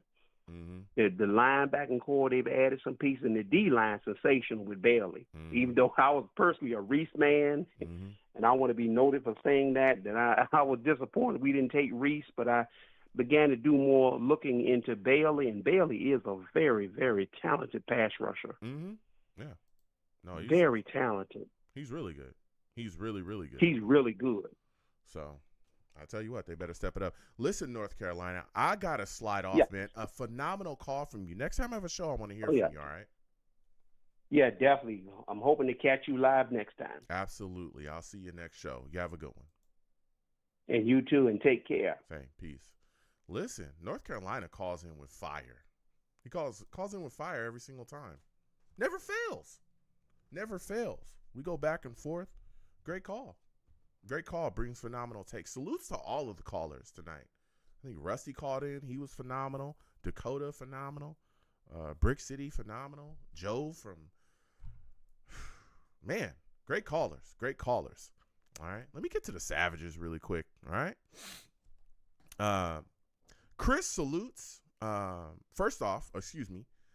Chris says, Breece should be well compensated for his 4 years of team elevating impact on an offense devoid of competent quarterbacking. That's a fact. Chris also says it's also fair for our Jets to be wary about committing to a lucrative multi-year contract at the running back position. I understand that stance, but my thing is this. When you have a player of his ilk, right? When you have a player that is doing the things that Breece Hall has done, you got to invest, all right? If you feel like you can easily move on from him, or you have the talent behind him to do so that you think is going to produce more than Breece Hall, where is it at? Where's it at? Right? And it's not like others don't invest in the running back position, right? There's other teams that have. Derrick Henry, and I'm not saying that Derrick Henry and Breece Hall are like the same player, but what I'm saying is that when you have a player that has done the things that Breece Hall has done here, with all of the issues that we've had offensively, he's still been able to be the guy. You got to pay that. And we're not just talking about just a running back here. Breece Hall is far more than a running back. Right? He's put things together and looked really, really good here. utilized coming out the backfield, splitting out wide as a wide receiver, all kinds of things, all right? But, yeah, I understand everyone's take. B, salutes to you. Good to see you in the building. B says, give him Woody's money. I'm right there with you. Jay says his only job is defense. He better come correct. He's talking about Aaron Glenn. Yeah, he better step it up. I mean, he still has to manage the team, of course, right? He's still the head coach. He's still got to have his, his hands in multiple, areas. But he better get it together. All right. Man. Chris says, absolutely hit the like button. Smash it, please. Like and support. Go Jets. Salutes. Thank you, Chris. Yeah, everybody hit that like button if I haven't said that already. All right. Cash App is at the bottom of the screen. Super Chat's at the top of the screen. Anything you get to the platform is greatly appreciated. Chris also says, Breece can be a high-end bell cow back on the strength of his ability to consistently generate gains, even if he can't hit grand slams the way he used to. Yeah, I'm telling you, Breece is the real deal. He's all business. All right. V-Dash also says Breece has a lot of thread left, so much untapped potential still, and I think that's something else that people aren't talking about. That Breece has a lot left in the tank, bruh.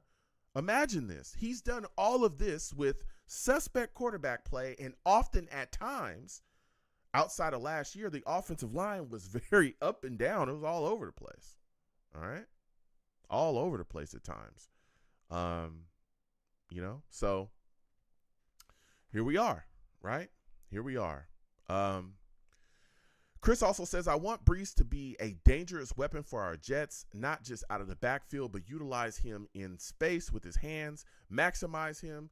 A QB's best friend with taking screens and dump offs to the house. Exactly. And that's what he does well. V-Dash says, yards from scrimmage, numbers say he's one of the best. That's a fact. All right. I'm telling you, Breece has been utilized. He can be utilized all over the place. V-Dash says yards from scrimmage, numbers say he's one of the best. Oh, excuse me, I read that. Chris says we need to create more quality targets for Garrett, not just more targets in general, by making our Jets opponents fear the other players in our passing game. Yep. And that's where Omar Cooper comes to play. Right? Omar Cooper, getting other guys involved. If A.D. Mitchell is everything that they're saying that guy's going to be in the offense, then A.D. Mitchell darn well sure be a feature here within this offense. They need to get the ball in his hands too. You know what I'm saying? He should be open.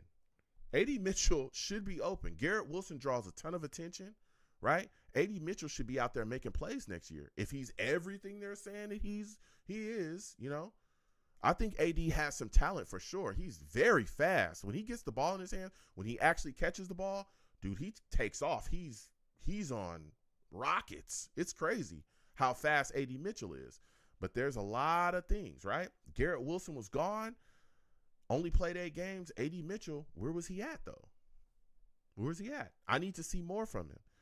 This offense, it's gotta put him in positions as well to make plays. I know a lot of people talk about Sadiq, but what's up with Jeremy Ruckert? Jeremy Ruckert and Mason Taylor, especially Mason Taylor, those guys, why can't they be featured as well within this offense? The Jets want to focus on utilizing the tight end. Why not utilize the 2 tight ends you already have? The ones you had before you drafted Sadiq, because they have ability as well. I've always talked about Jeremy Ruckert can catch the football. We've seen the times when they've decided to target him. Often he's been able to make plays. And then all of a sudden, poof, it just all went away.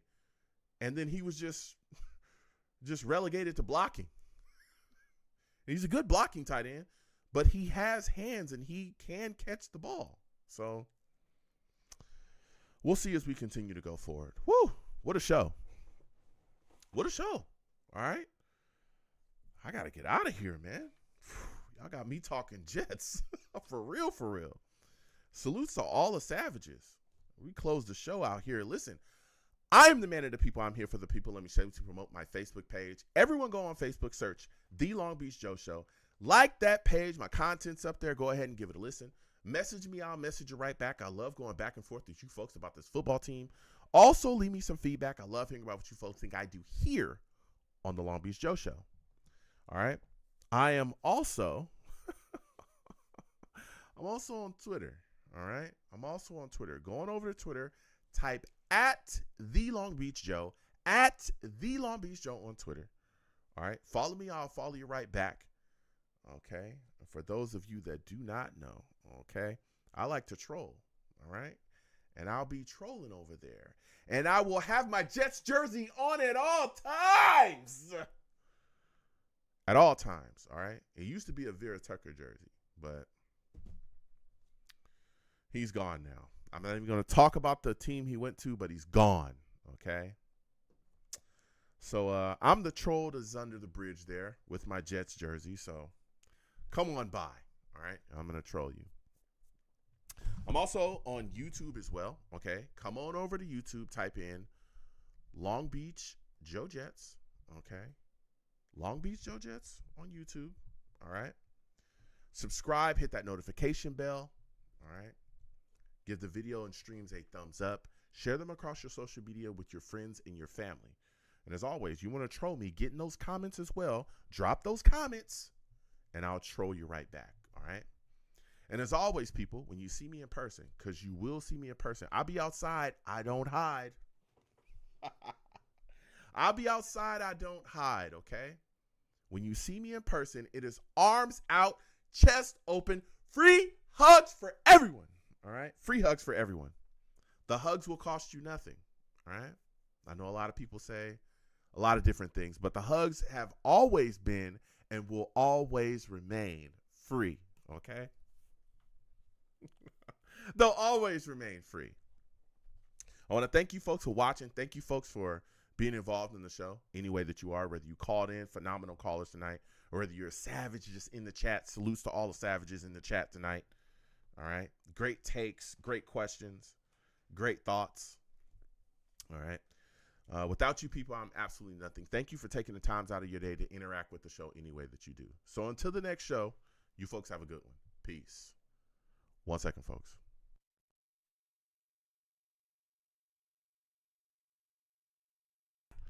Pow, I should be back. All right. Listen, I got to slide out of here. I want to thank everybody for watching me and being involved with the show. Exclamation point. All right. Is in the chat. Listen, my link tree is in the chat. My link tree has links to all of my social media platforms. Also has links to all of my content. Please get involved with all of my content in my link tree. Follow me across all my social media platforms. Talk to me because I talk back. All right. Excuse me. Woo, excuse me.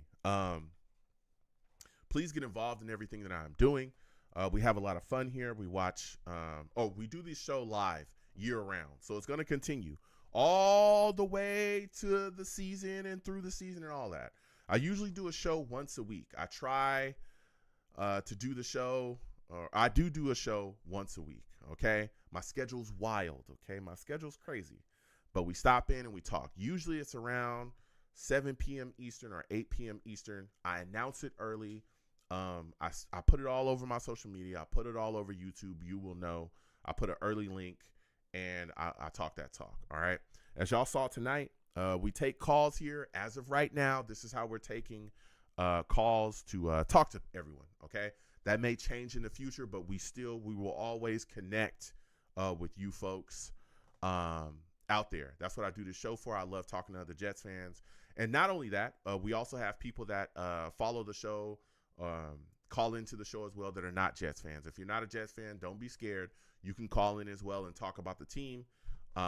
We talk about the NFL over here, but keep in mind, again, we bleed green. You see these two players I have here.